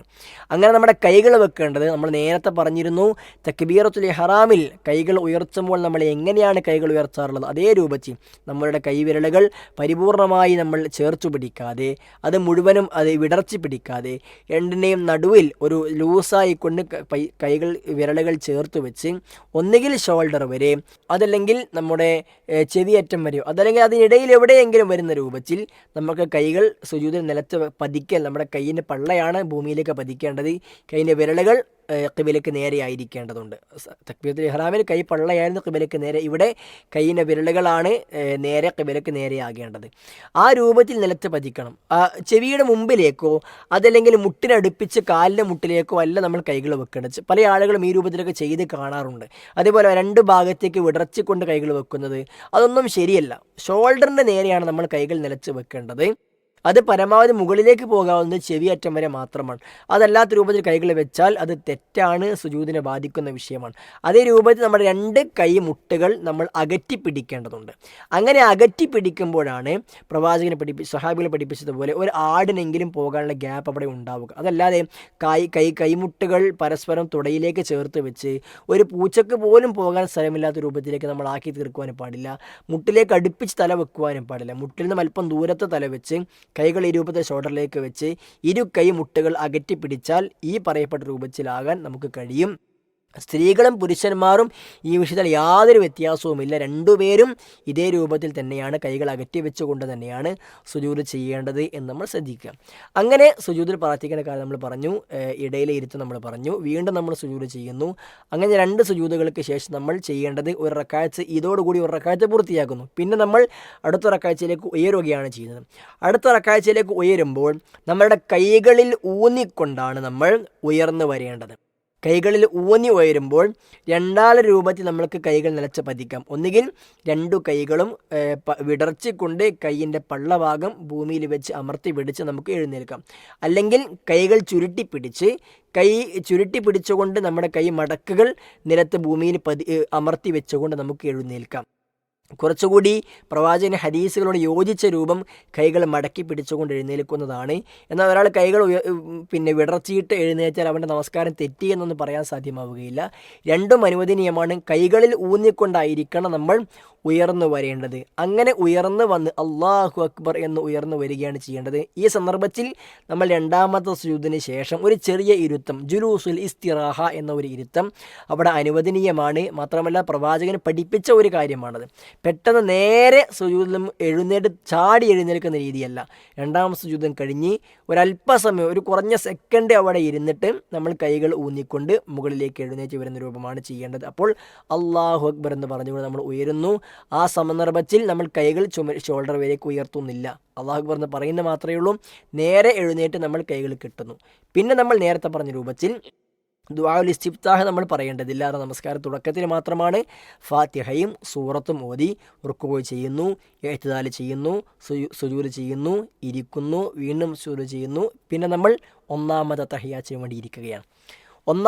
രണ്ടാമത്തെ റക്അത്തിൽ ഇരിക്കുന്ന അത്തഹിയ്യാത്ത് സുബ്ഹി നമസ്കാരം പോലെ 2 റക്അത്ത് മാത്രമുള്ള നമസ്കാരങ്ങളിലും 4-3 റക്അത്തുകളുള്ള നമസ്കാരത്തിൽ ഒന്നാമത്തെ റക്അത്തിലും ഇരിക്കേണ്ട രൂപം ഇഫ്തിറാഷിൻ്റെ രൂപമാണ്. നമ്മൾ നേരത്തെ ഇടയിലെ ഇരുത്തത്തിൽ പറഞ്ഞു, വലതുകാൽ നാട്ടിവെച്ച് ഇടതുകാൽ പരത്തി വെച്ച് അതിന് മുകളിൽ ചന്തി വരുന്ന രൂപത്തിൽ ഇരിക്കുന്ന രൂപമാണ് ഇഫ്തിറാഷിൻ്റെ ഇരുത്തം. ആ ഇരുത്തമാണ് നമ്മൾ ഇരിക്കേണ്ടത്. നമ്മളുടെ കൈകൾ ഇടത് കൈയിൻ്റെ മുട്ടിന്മേൽ വെക്കുക, വലത് കൈ വലത് കാൽ മുട്ടിന് മുകളിലും വെക്കുക. അങ്ങനെ വെക്കുമ്പോൾ നമ്മുടെ കൈകൾ കൈയിൻ്റെ ചൂണ്ടുവിരൽ ചൂണ്ടുന്ന രൂപത്തിലായിരിക്കണം നമ്മൾ അവിടെ കൈകൾ വെക്കേണ്ടത്. ചൂണ്ടുവിരൽ ചൂണ്ടി, അപ്പോൾ കൈകൾ നമുക്ക് ചുരുട്ടിപ്പിടിക്കാം. കൈകൾ ചുരുട്ടിപ്പിടിക്കുമ്പോൾ ഒന്നുകിൽ പരിപൂർണമായും ചുരുട്ടിപ്പിടിക്കാം, അതല്ല എങ്കിൽ കൈയിൻ്റെ തള്ളവിരൽ നടുവിരലിലേക്ക് മുട്ടിച്ച് ഒരു റൗണ്ട് വരുന്ന രൂപത്തിൽ ആക്കി അങ്ങനെ നമുക്ക് കൈകൾ വെക്കാം. ഈ രണ്ടാം രൂപത്തിൽ നമുക്ക് കൈകൾ വെക്കൽ അനുവദനീയമാണ്. ഒന്നുകിൽ പരിപൂർണമായി ചുരുട്ടിപ്പിടിക്കാം, അല്ലെങ്കിൽ ഒരു റൗണ്ട് 0 എന്ന് വരുന്ന രൂപത്തിൽ, ഒരു വളയം വരുന്ന രൂപത്തിൽ പരസ്പരം തള്ളവിരലും നടുവിരലും ചേർത്ത് പിടിച്ചുകൊണ്ട് ചൂണ്ടുവിരൽ ചൂണ്ടിക്കൊണ്ട് നമുക്ക് കൈകൾ അവിടെ വെക്കാം. അങ്ങനെ അത്തഹിയ്യാത്തിൽ ഇരിക്കുമ്പോൾ നമ്മളുടെ നോട്ടം സുജൂദിൽ അല്ല, മറിച്ച് ഈ കൈകളിലേക്കാണ്. അത്തഹിയ്യാത്തിൻ്റെ സന്ദർഭത്തിൽ മാത്രമാണ് നമ്മളുടെ കൈകളിലേക്ക് നമ്മൾ നോക്കേണ്ടത്. ബാക്കി എല്ലാ സമയത്തും നമ്മൾ നോക്കേണ്ടത് സുജൂദിൻ്റെ സ്ഥാനത്തിലേക്ക് മാത്രമാണ്. അങ്ങനെ അത്തഹിയ്യാത്തിൽ കൈകൾ ചൂണ്ടിക്കൊണ്ട് നമ്മൾ ഇരിക്കുക. അത് ഇടയ്ക്കിടെ അനക്കിക്കൊണ്ടിരിക്കൽ അനുവദനീയമാണ്. റസൂലുള്ളാഹി സ്വല്ലല്ലാഹി അലൈഹി വസല്ലം പഠിപ്പിച്ചു, നിങ്ങൾ കൈവിരലുകൾ ചൂണ്ടുന്നത് പിശാചിനെ ചാട്ടവാറ കൊണ്ടുള്ള അടിയേക്കാൾ, ഇരുമ്പ് ദണ്ട് കൊണ്ടുള്ള അടിയേക്കാൾ പിശാചിൻ്റെ കാഠിന്യമുള്ള വിഷയമാണ് നിങ്ങൾ കൈവിരൽ ചൂണ്ടുന്നത് എന്ന് പ്രവാചകൻ പഠിപ്പിച്ചിട്ടുണ്ട്. പ്രവാചകൻ സ്വല്ലല്ലാഹി അലൈഹി വസല്ലം കൈകൾ നീട്ടിപ്പിടിച്ചിരുന്നു. ചില സന്ദർഭങ്ങളിൽ പ്രവാചകൻ കൈവിരലുകൾ അനക്കിയിരുന്ന ഹദീസുകളിൽ നമുക്ക് സ്വഹീഹായിക്കൊണ്ട് കാണാൻ സാധ്യമാകും. അപ്പോൾ നമുക്ക് കൈവിരലുകൾ അനക്കുകയോ അനക്കാതെ വെക്കുകയോ ചെയ്യാം. ഏതായിരുന്നാലും നമുക്ക് രണ്ടും അനുവദനീയമാണ്. ഇടയ്ക്കിടയ്ക്ക് നമുക്ക് അനക്കാം. അത് മുഴുവൻ സമയം അനക്കിക്കൊണ്ടിരുന്ന് അതിൽ മാത്രം ശ്രദ്ധിച്ച് നമസ്കാരം തെറ്റിപ്പോകുന്ന അവസ്ഥാവശ്യം നമുക്ക് ഉണ്ടാകുവാനും വേണ്ടി പാടില്ല. ഇടയ്ക്കിടെ അനക്കിക്കൊണ്ടിരിക്കൽ അനുവദനീയമാണ്. അങ്ങനെ ഒന്നാമത്തെ തഹിയ്യാത്ത് കഴിഞ്ഞു. സുബ്ഹി പോലെ അല്ലെങ്കിൽ 2 റക്അത്തുള്ള നമസ്കാരങ്ങൾ നമുക്ക് ഈ ഇരുത്തമാണ്. ഒറ്റ തഹിയ്യാത്ത് മാത്രമായതുകൊണ്ട് തന്നെ അവിടെ നമ്മൾ ആ ഇരുത്തമാണ് ഇരിക്കേണ്ടത്. അങ്ങനെ അത്തഹിയ്യാത്തിൽ ഇരിക്കുമ്പോൾ നമുക്ക് പ്രാർത്ഥിക്കേണ്ടത് നല്ല ഒരു പ്രാർത്ഥനയാണ് നമുക്ക് പ്രാർത്ഥിക്കാനുള്ളത്. എന്താണ് ആ പ്രാർത്ഥന? അത്തഹിയ്യാത്തുൽ മുബാറകാത്തു സ്വലവാത്തു ത്വയ്യിബാതു ലില്ലാഹ്. അസ്സലാമു അലൈക അയ്യുഹൻ നബിയ്യു വറഹ്മത്തുള്ളാഹി വബറകാതുഹു. അസ്സലാമു അലൈനാ വഅലാ ഇബാദില്ലാഹി സ്വാലിഹീൻ. അഷ്ഹദു അല്ലാ ഇലാഹ ഇല്ലല്ലാഹ് വഅഷ്ഹദു അന്ന മുഹമ്മദർ റസൂലുള്ളാഹ്. ഇതാണ് പ്രാർത്ഥന. ഇതിൻ്റെ ലഫ്ദുകളിൽ ചെറിയ വ്യത്യാസം വരുന്ന രൂപത്തിൽ നമുക്ക് ഹദീസിൽ കാണാൻ കഴിയും. അതും നമുക്ക് പ്രാർത്ഥിക്കൽ അനുവദനീയമാണ്. എന്താണ് നമ്മൾ പ്രാർത്ഥിക്കുന്നത്? അത്തഹിയ്യാത്തു, എല്ലാ സ്തുതികീർത്തനങ്ങളും, അൽ മുബാറകാത്തു, എല്ലാ അനുഗ്രഹങ്ങളും, അസ്വലവാത്തു, എല്ലാ പ്രാർത്ഥനകളും, അത്വയ്യിബാത്തു, വിശിഷ്ടമായ എല്ലാ കാര്യങ്ങളും, ലില്ലാ, അള്ളാഹുവിനുള്ളതാകുന്നു. അസ്സലാമു അലൈക അയ്യുഹൻ നബി. റസൂൽ സല്ലല്ലാഹു അലൈഹി വസല്ലം വിളിച്ചുകൊണ്ട് പറഞ്ഞ, നബിയെ, അങ്ങേക്ക് അള്ളാഹുവിൻ്റെ സമാധാനം ഉണ്ടാകട്ടെ. വറഹ്മത്തുള്ളാഹി വബറകാതുഹു, അള്ളാഹുവിൻ്റെ റഹ്മത്തും ബറക്കത്തും കാരുണ്യം അനുഗ്രഹവും ഉണ്ടാകട്ടെ. അസ്സലാമു അലൈന, ഞങ്ങളുടെ മേലും അള്ളാഹുവിൻ്റെ കാരുണ്യം ഉണ്ടാകട്ടെ, സമാധാനം ഉണ്ടാകട്ടെ. വഅലാ ഇബാദില്ലാഹി സ്വാലിഹീൻ, അള്ളാഹുവിൻ്റെ സച്ചരിതരായ അടിമകളുടെ മേലും അള്ളാഹുവിൻ്റെ സമാധാനം ഉണ്ടാകട്ടെ. അഷ്ഹദു അല്ലാ ഇലാഹ ഇല്ലല്ലാഹ് വഅഷ്ഹദു അന്ന മുഹമ്മദർ റസൂലുള്ളാഹ്. ആരാധനക്കർഹനായി അള്ളാഹു അല്ലാതെ മറ്റാരുമില്ല എന്നും റസൂൽ സല്ലല്ലാഹു അലൈഹി വസല്ലം അള്ളാഹുവിൻ്റെ ദൂതനാണ് എന്നും ഞാൻ സാക്ഷ്യം വഹിക്കുന്നു എന്ന പ്രാർത്ഥനയാണ് നമ്മൾ പ്രാർത്ഥിക്കേണ്ടത്. ഒന്നുകൂടി പറയാം. അത്തഹിയ്യാത്തുൽ മുബാറകാത്തു സ്വലവാത്തു ത്വയ്യിബാതു ലില്ലാഹ്. അസ്സലാമു അലൈക അയ്യുഹൻ നബിയ്യു വറഹ്മത്തുള്ളാഹി വബറകാതുഹു. അസ്സലാമു അലൈനാ വഅലാ ഇബാദില്ലാഹി സ്വാലിഹീൻ. അഷ്ഹദു അല്ലാ ഇലാഹ ഇല്ലല്ലാഹ് വഅഷ്ഹദു അന്ന മുഹമ്മദർ റസൂലുള്ളാഹ്. ഈ പ്രാർത്ഥന ചൊല്ലാം. അതിനുശേഷം റസൂൽ സല്ലല്ലാഹു അലൈഹി വസല്ലമയുടെ മേലുള്ള സ്വലാത്താണ് അല്ലാഹുമ്മ സ്വല്ലി അലാ മുഹമ്മദിൻ വഅലാ ആലി മുഹമ്മദ് كما صليت على إبراهيم وعلى آل إبراهيم إنك حميد مجيد. اللهم بارك على محمد وعلى آل محمد كما باركت على إبراهيم وعلى آل إبراهيم إنك حميد مجيد. പ്രവാചകൻ സല്ലല്ലാഹു അലൈഹി വസല്ലമയ്ക്ക് വേണ്ടി നല്ലൊരു പ്രാർത്ഥനയാണ്. എന്താണ് പ്രാർത്ഥിക്കുന്നത്? അല്ലാഹുമ്മ സ്വല്ലി അലാ മുഹമ്മദ്, അല്ലാഹുവേ, മുഹമ്മദ് നബി സല്ലല്ലാഹു അലൈഹി വസല്ലമയുടെ മേൽ നീ കരുണ ചെയ്യണമേ. വഅലാ ആലി മുഹമ്മദ്, പ്രവാചകൻ്റെ കുടുംബത്തിൻ്റെ മേലും അല്ലാഹുവേ നീ കരുണ ചെയ്യണമേ. കമാ സ്വല്ലൈത അലാ ഇബ്രാഹീമ വഅലാ ആലി ഇബ്രാഹീം, ഇബ്രാഹിം നബിക്കും അദ്ദേഹത്തിൻ്റെ കുടുംബത്തിനും നീ കാരുണ്യം ചെയ്തതുപോലെ അല്ലാഹുവേ നബി സല്ലല്ലാഹു അലൈഹി വസല്ലമയ്ക്കും അദ്ദേഹത്തിൻ്റെ കുടുംബത്തിനും നീ കാരുണ്യം ചെയ്യണമേ. അതേപോലെ അല്ലാഹുമ്മ ബാരിക് അലാ മുഹമ്മദിൻ വഅലാ ആലി മുഹമ്മദ്, അല്ലാഹുവേ, മുഹമ്മദ് സല്ലല്ലാഹു അലൈഹി വസല്ലമക്കും അദ്ദേഹത്തിൻ്റെ കുടുംബത്തിനും നീ ബറക്കത്ത്, അനുഗ്രഹം ചൊരിയണമേ. കമാ ബാറക്ത അലാ ഇബ്രാഹീമ വഅലാ ആലി ഇബ്രാഹീം, ഇബ്രാഹിം നബിക്കും അദ്ദേഹത്തിൻ്റെ കുടുംബത്തിനും നീ ബറക്കത്ത് നൽകിയതുപോലെ, അനുഗ്രഹം ചെയ്തതുപോലെ. ഇന്നക ഹമീദും മജീദ്, നീ സ്തുത്യർഹനും ഉന്നതനുമാകുന്നു എന്ന് ഒരു പ്രാർത്ഥന. സുഹൃത്തുക്കളെ, ഈ പ്രാർത്ഥന വ്യത്യസ്തങ്ങളായ രൂപത്തിൽ ഞാൻ ഇവിടെ ആദ്യത്തിൽ സൂചിപ്പിച്ചപ്പോൾ ഇന്നക ഹമീദ് മജീദ് 2 തവണ പറഞ്ഞു, രണ്ടാമത്തെ അർത്ഥം പറഞ്ഞപ്പോൾ 1 തവണ മാത്രം പറഞ്ഞു. ആ രൂപത്തിലും അതേപോലെ ഫിൽ ആലമീൻ ഇന്നക ഹമീദ് മജീദ് വരുന്ന രൂപത്തിലും അങ്ങനെ വ്യത്യസ്തങ്ങളായ രൂപത്തിൽ നമുക്ക് കാണാൻ സാധ്യമാകും. ഏത് രൂപത്തിലും ചൊല്ലാം. പക്ഷെ അവിടെ ഒരു സ്ഥലത്തും അല്ലാഹുമ്മ സ്വല്ലി അലാ സയ്യിദിന മുഹമ്മദിൻ കമാ സ്വല്ലൈത അലാ സയ്യിദിന ഇബ്രാഹിം എന്ന് നമുക്ക് കാണാൻ കഴിയില്ല. ആ ഒരു പ്രാർത്ഥനയുടെ ഒരു റിവായത്തിൽ നമുക്ക് ആ രൂപത്തിൽ കാണാൻ വേണ്ടി സാധ്യമാവുകയില്ല. എന്നാൽ പ്രവാചകൻ സല്ലല്ലാഹു അലൈഹി വസല്ലം ഇബ്രാഹിം നമ്മുടെ സയ്യിദ്, നമ്മുടെ നേതാക്കളല്ലേ? ഒരു സംശയമില്ല, നമ്മുടെ നേതാക്കന്മാരാണ് 2 പേരും. എല്ലാവരുടെയും നേതാവാണ് റസൂലുള്ളാഹി സ്വല്ലല്ലാഹു അലൈഹി വസല്ലം. പ്രവാചകന് സയ്യിദാണ്, യാതൊരു സംശയവും അതിലില്ല. പക്ഷേ ഒരു ഇബാറത്ത് നമ്മൾ ചെയ്യുമ്പോൾ പ്രവാചകൻ സല്ലല്ലാഹു അലൈഹി വസല്ലം പഠിപ്പിച്ച പോലെ മാത്രമേ പാടുള്ളൂ. നമസ്കാരത്തിൽ റസൂലിൻ്റെ മേൽ സ്വലാത്ത് ചൊല്ലാൻ പഠിപ്പിച്ചത് റസൂൽ സല്ലല്ലാഹു അലൈഹി വസല്ലം തന്നെയാണ്. ആ പ്രവാചകൻ ആ പ്രാർത്ഥന പഠിപ്പിക്കുമ്പോൾ അല്ലാഹുമ്മ സ്വല്ലി അലാ സയ്യിദന മുഹമ്മദ് എന്ന് പ്രവാചകൻ പഠിപ്പിച്ചിട്ടില്ല. അത് പ്രവാചകന് വിനയം കൊണ്ട് പറയാത്തൊന്നുമല്ല. നമ്മൾ ചൊല്ലേണ്ട ഇബാദത്ത്, നമ്മൾ ചൊല്ലേണ്ട ദിക്ർ റസൂൽ സല്ലല്ലാഹു അലൈഹി വസല്ലം പഠിപ്പിച്ചതാണ്. അപ്പോൾ സയ്യിദന എന്ന് നമ്മൾ ചൊല്ലേണ്ടതില്ല. മറിച്ച് അല്ലാഹുമ്മ സ്വല്ലി അലാ മുഹമ്മദിൻ എന്ന് വ അലാ ആലി മുഹമ്മദ് കമാ സ്വല്ലൈത അലാ ഇബ്രാഹിം എന്ന രൂപത്തിലാണ് നമ്മൾ ചൊല്ലേണ്ടത്. അതാണ് പ്രവാചകൻ സല്ലല്ലാഹു അലൈഹി വസല്ലം പഠിപ്പിച്ച രൂപം എന്ന് നമ്മൾ മനസ്സിലാക്കുക. സയ്യിദന എന്നത് നമ്മൾ ചൊല്ലാൻ പാടില്ലാത്തതാണ്. അത് ചൊല്ലൽ തെറ്റായ രീതിയാണ്. നമ്മൾ പ്രത്യേകം മനസ്സിലാക്കുക.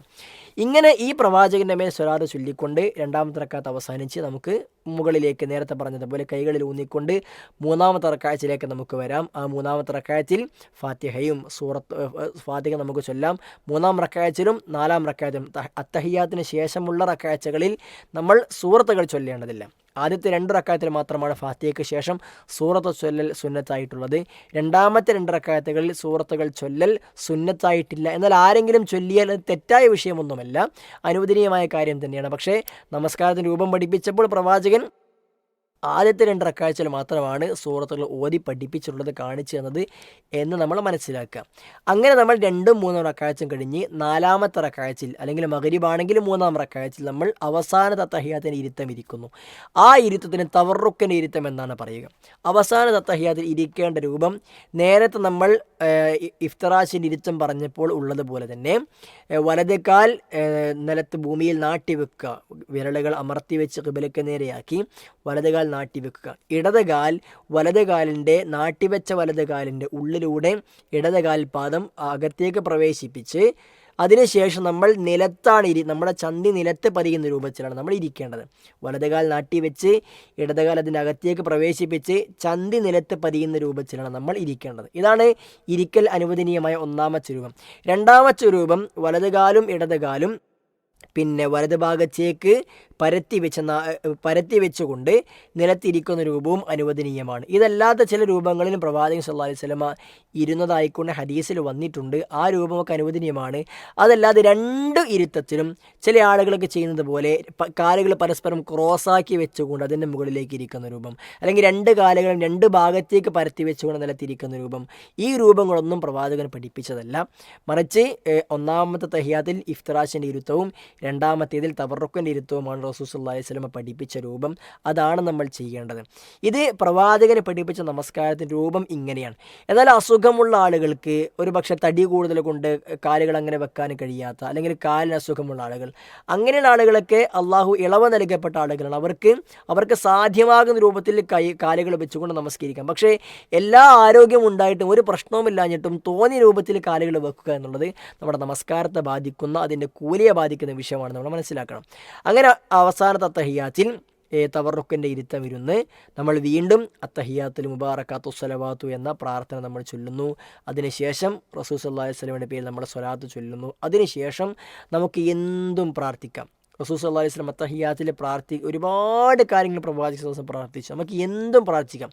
പ്രത്യേകമായി പ്രവാചകൻ സല്ലല്ലാഹു അലൈഹി വസല്ലം പഠിപ്പിച്ചു, നിങ്ങൾ അത്തഹിയ്യാത്തിൽ സലാം വീട്ടും മുമ്പ് 4 കാര്യങ്ങളിൽ നിന്നും നിങ്ങൾ രക്ഷ തേടണം. അഥവാ നിങ്ങൾ നരകശിക്ഷയിൽ നിന്നും, അതേപോലെ തന്നെ ഖബറിൻ്റെയും ജീവിതത്തിൻ്റെയും മരണത്തിൻ്റെയും, അതേപോലെ തന്നെ മസീഹു ദജ്ജാലിൻ്റെയും ഷർറുകളിൽ നിന്നും നിങ്ങൾ രക്ഷ തേടണമെന്ന് പ്രവാചകൻ്റെ കൽപ്പന പ്രത്യേകമുണ്ട്. ആ പ്രാർത്ഥന നമ്മൾ എന്തായാലും ചൊല്ലണം. ആ പ്രാർത്ഥന ഇപ്രകാരമാണ്: അല്ലാഹുമ്മ ഇന്നി അഊദു ബിക മിൻ അദാബി ജഹന്നം വമിൻ അദാബിൽ ഖബരി വമിൻ ഫിത്നത്തിൽ മഹ്യാ വൽ മമാതി വമിൻ ശർരി ഫിത്നത്തിൽ മസീഹ് ദജ്ജാൽ. അല്ലാഹുമ്മ ഇന്നി അഊദു ബിക, ഞാൻ നിന്നോട് രക്ഷ തേടുന്നു, മിൻ അദാബി ജഹന്നം, നിൻ്റെ ജഹന്നം എന്ന നരകത്തിൻ്റെ ശിക്ഷയിൽ നിന്നും അല്ലാഹുവേ ഞാൻ നിന്നോട് രക്ഷ തേടുന്നു. വമിൻ അദാബിൽ ഖബർ, ഖബറിൻ്റെ ശിക്ഷയിൽ നിന്നും അല്ലാഹുവേ ഞാൻ നിന്നോട് രക്ഷ തേടുന്നു. വമിൻ ഫിത്നത്തിൽ മഹ്യാ വൽ മമാത്, ജീവിതത്തിൻ്റെയും മരണത്തിൻ്റെയും ഫിത്നകളിൽ നിന്ന്, പ്രശ്നങ്ങളിൽ നിന്ന്, കുഴപ്പങ്ങളിൽ നിന്ന് അല്ലാഹുവേ ഞാൻ നിന്നോട് രക്ഷ തേടുന്നു. വമിൻ ശർരി ഫിത്നത്തിൽ മസീഹ് ദജ്ജാൽ, മസീഹു ദജ്ജാലിൻ്റെ വളരെ മോശപ്പെട്ട പ്രയാസങ്ങളിൽ നിന്ന്, കുഴപ്പങ്ങളിൽ നിന്നും അല്ലാഹുവേ ഞാൻ നിന്നോട് രക്ഷ തേടുന്നു. ഈ 4 കാര്യങ്ങൾ, നരകരക്ഷ, അതേപോലെ ഖബറിലെ രക്ഷ, ജീവിതത്തിൻ്റെയും മരണത്തിൻ്റെയും രക്ഷ, മസീഹ് ദജ്ജാലിൽ നമ്മൾ രക്ഷ, ഈ 4 കാര്യങ്ങളും രക്ഷ തേടാൻ പ്രവാചകൻ പ്രത്യേകം പറഞ്ഞിട്ടുണ്ട്. അതേപോലെ തന്നെ വേറെയും പ്രാർത്ഥനകൾ, അല്ലാഹുമ്മ ഗ്ഫിർലി മാ ഖദ്ദംതു വമാ അഖർതു വമാ അസ്റർതു വമാ അഅലൻതു വമാ അസ്റഫ്തു വമാ അൻത അഅലമു ബിഹി മിന്നി ഇന്നക അൻതൽ മുഖദ്ദം വഅൻതൽ മുഅഖർ ലാ ഇലാഹ ഇല്ലാ അൻത എന്ന സുദീർഘമായ പ്രാർത്ഥന. അല്ലാഹുമ്മ ഇന്നി ളലംതു നഫ്സി ളുൽമൻ കസീറ ഫലാ യഗ്ഫിറു ദുനൂബ ഇല്ലാ അൻത ഫഗ്ഫിർലി മഗ്ഫറത മിൻ ഇൻദിക വർഹംനി ഇന്നക അൻതൽ ഗഫൂർ റഹീം എന്ന പ്രാർത്ഥന. വ്യത്യസ്തങ്ങളായ പ്രാർത്ഥനകൾ റസൂൽ സ്വല്ലല്ലാഹു അലൈഹി വസല്ലമ പ്രാർത്ഥിക്കാൻ പഠിപ്പിച്ചിട്ടുണ്ട്. ഈ പ്രാർത്ഥനയൊക്കെ നമുക്ക് ചൊല്ലൽ അനുവദനീയമാണ്. ഇതല്ലാത്ത പ്രാർത്ഥനകളും എന്തും നമുക്ക് ചൊല്ലാം. റസൂൽ സ്വല്ലല്ലാഹു അലൈഹി വസല്ലം മറ്റൊന്നുകൂടി പഠിപ്പിച്ചു, അല്ലാഹുമ്മ അഇന്നി അലാ ദിക്രിക വശുക്രിക വഹുസ്നി ഇബാദതിക. അല്ലാഹുവേ, നിനക്ക് ഇബാദത്ത് ചെയ്യുവാൻ, അതേപോലെ നിനക്ക് ദിക്ർ ചൊല്ലുവാൻ ഒക്കെയുള്ള നല്ലൊരു തൗഫീഖ്, ആഫിയത്ത് എനിക്ക് നൽകണമേ, സഹായം നൽകണേ എന്ന പ്രാർത്ഥന ചൊല്ലാനായി മുആദ് ഇബ്നു ജബൽ റളിയല്ലാഹു അൻഹുവിനോട് പറഞ്ഞത് നമുക്ക് ഹദീസിൽ കാണാൻ സാധ്യമാകും. ഈ പ്രാർത്ഥനകളൊക്കെ നമുക്ക് ചൊല്ലാം. ഇതല്ലാത്ത പ്രാർത്ഥനകൾ നമുക്ക് അത്തഹിയ്യാത്തിൽ സുദീർഘമായിക്കൊണ്ട് പടച്ചറപ്പ് സുബ്ഹാനഹു വ തആല നമുക്ക് ചോദിക്കാം. ഇങ്ങനെ എന്തും ചോദിച്ച് നമ്മൾ നമസ്കാരം അവസാനിപ്പിക്കുന്നത് അസ്സലാമു അലൈക്കും എന്ന് പറഞ്ഞുകൊണ്ടാണ്. സാധാരണ നമ്മൾ ഒരാളോട് സലാം പറയുമ്പോൾ ഒന്നുകിൽ അസ്സലാമു അലൈക്കും എന്ന് പറയും, അല്ലെങ്കിൽ അസ്സലാമു അലൈക്കും വറഹ്മത്തുള്ളാഹി എന്ന് പറയും, അല്ലെങ്കിൽ അസ്സലാമു അലൈക്കും വറഹ്മത്തുള്ളാഹി വബറകാതുഹു എന്ന് പറയും. ഈ 3 രൂപം അനുവദനീയമാണ്. ഒന്നുകിൽ അസ്സലാമു അലൈക്കും എന്ന് പറയാം, അല്ലെങ്കിൽ അസ്സലാമു അലൈക്കും വറഹ്മത്തുള്ളാഹി എന്ന് പറയാം, അല്ലെങ്കിൽ വബറകാതുഹു ചേർത്തുകൊണ്ട് പറയാം. ഇങ്ങനെ പറഞ്ഞുകൊണ്ട് നമസ്കാരം അവസാനിപ്പിക്കണം. അപ്പോൾ ചെയ്യേണ്ടത് വലതുഭാഗത്തേക്കും ഇടതുഭാഗത്തേക്കും തല ചെരിക്കുക എന്നാണ് നമ്മൾ ആ സമയത്ത് ചെയ്യേണ്ടത്. പരമാവധി നമ്മൾക്ക് എത്രത്തോളം തല ചെരിക്കാൻ സാധ്യമാകുമോ അത്രത്തോളം നമ്മൾ വലതുഭാഗത്തേക്കും അതിനുശേഷം ഇടതുഭാഗത്തേക്ക് നമ്മൾ ചെയ്യുകയാണ് വേണ്ടത്. അസ്സലാമു അലൈക്കും വറഹ്മത്തുള്ളാഹി എന്ന് പറഞ്ഞുകൊണ്ട് വലതുഭാഗത്തും അസ്സലാമു അലൈക്കും വറഹ്മത്തുള്ളാഹി എന്ന് പറഞ്ഞുകൊണ്ട് ഇടതുഭാഗത്തും നമ്മൾ ചെയ്യുന്നതോടുകൂടി നമ്മുടെ നമസ്കാരം അവസാനിച്ചു. ചില ആളുകളൊക്കെ വലത്തോട്ടും ഇടത്തോട്ടും വളരെ പെട്ടെന്ന് ചെയ്തു പോകുന്ന അവസ്ഥാവിശേഷമുണ്ട്. വേറെ ചില ആളുകൾ വലത്തോട്ട് കൊണ്ടുപോയി ഇടത്തോട്ടേക്കൊന്ന് നാട്ടി പിന്നെ ഇടത്തോട്ട് കൊണ്ടുപോയി ആ രൂപത്തിലുള്ള അങ്ങനെയൊന്നും പ്രവാചകൻ പറഞ്ഞിട്ടില്ല. വലത്തോട്ടും ഇടത്തോട്ടും നമ്മൾ തല ചരിച്ചുകൊണ്ട് സലാം പറഞ്ഞുകൊണ്ട് നമസ്കാരം അവസാനിപ്പിക്കാനാണ് പ്രവാചകൻ പറഞ്ഞത്. അതോടുകൂടി നിസ്കാരം കഴിഞ്ഞു. വേറെ ചില ആളുകൾ നിസ്കാരം കഴിഞ്ഞ് പിന്നെ ഒന്ന് മുഖം തടവിയിട്ട് ഒരു മുത്തം കൊടുക്കുക, അല്ലെങ്കിൽ നെറ്റി തടവിയിട്ട് മുത്തുക, ഈ രൂപമൊക്കെ ചില ആളുകൾ ചെയ്ത് കാണാറുണ്ട്. പക്ഷെ അതൊന്നും പ്രവാചകൻ പഠിപ്പിച്ച രീതിയല്ല. പ്രവാചകൻ നമസ്കാര രീതിയെ പഠിപ്പിച്ച കാര്യങ്ങൾ മാത്രം നമ്മൾ ചെയ്താൽ മതി. നമ്മൾ അസ്സലാമു അലൈക്കും എന്ന് പറഞ്ഞുകൊണ്ട് വലത്തോട്ടും ഇടത്തോട്ടും തല ആക്കുന്നതോടുകൂടി നമ്മുടെ നമസ്കാരം അവസാനിച്ചു. ഇതാണ് റസൂലുള്ളാഹി സ്വല്ലല്ലാഹു അലൈഹി വസല്ലം പഠിപ്പിച്ച രൂപത്തിലുള്ള നമസ്കാരത്തിൻ്റെ ചുരുങ്ങിയ രൂപം. നമസ്കാരത്തിൻ്റെ ഷർത്തും ഫർളും റുക്നും സുന്നത്തും ഒന്നും വിശദീകരിച്ച് ഞാൻ എണ്ണി പറഞ്ഞിട്ടില്ല. അതൊക്കെ സുദീർഘമായി നമ്മൾക്ക് മറ്റു സന്ദർഭങ്ങളിൽ നിങ്ങൾക്ക് അന്വേഷിച്ച് കണ്ടെത്താവുന്നതാണ്. ഒരുപാട് പുസ്തകങ്ങൾ നമുക്ക് ഈ വിഷയത്തിൽ ലഭ്യമാണ്. നമ്മുടെ ജമീൽ ആപ്പ്, അതിൽ നമസ്കാര പഠനം എന്ന ഒരു സെഷൻ വീഡിയോ കൂട്ടത്തിലുണ്ട്. അതേപോലെ നമസ്കാരത്തിൽ രൂപം പഠിപ്പിക്കുന്ന ഗ്രന്ഥം PDF ആയി ജമീലിൽ ലഭ്യമാണ്. വേറെയും നമസ്കാര രൂപം പഠിപ്പിക്കുന്ന വീഡിയോസ് നമുക്ക് ഓഡിയോസ് കിട്ടും. അത് ഒരുപാട് പുസ്തകങ്ങൾ, പ്രവാചകൻ നമസ്കാരം പഠിപ്പിക്കുന്ന പുസ്തകം നമുക്ക് ലഭ്യമാണ്. അതിലൊക്കെ നമ്മൾ ഒരുപാട് ഇതിൽ പഠിപ്പിച്ച പ്രാർത്ഥനകളും അതല്ലാത്ത നമസ്കാരത്തിന് റുക്കനും ഷർത്തുകളും എല്ലാം നിങ്ങൾ എണ്ണി പഠിക്കണമെന്ന് പ്രത്യേകം ഓർമ്മപ്പെടുത്തുകയാണ്. നമസ്കാരത്തിൻ്റെ രൂപം പ്രവാചകൻ സ്വല്ലല്ലാഹു അലൈഹി വസല്ലം പഠിപ്പിച്ച നമസ്കാരത്തിൻ്റെ രൂപമാണ് നമ്മൾ വിശദീകരിച്ചത്. ഈ രൂപത്തിൽ നമ്മൾ നമസ്കരിച്ചാൽ ഇൻഷാ അല്ലാഹു സുബ്ഹാനഹു വ തആല കബൂലാക്കുന്ന രൂപത്തിൽ നമസ്കാരമായി അത് മാറും. മനസാന്നിധ്യത്തോടുകൂടി നമസ്കരിക്കാൻ നമ്മൾ ശ്രദ്ധിക്കേണ്ടതുണ്ട്. ഏറ്റവും പ്രധാനപ്പെട്ട 2 കാര്യങ്ങൾ കൂടി ഞാൻ സൂചിപ്പിച്ചുകൊണ്ട് അവസാനിപ്പിക്കട്ടെ.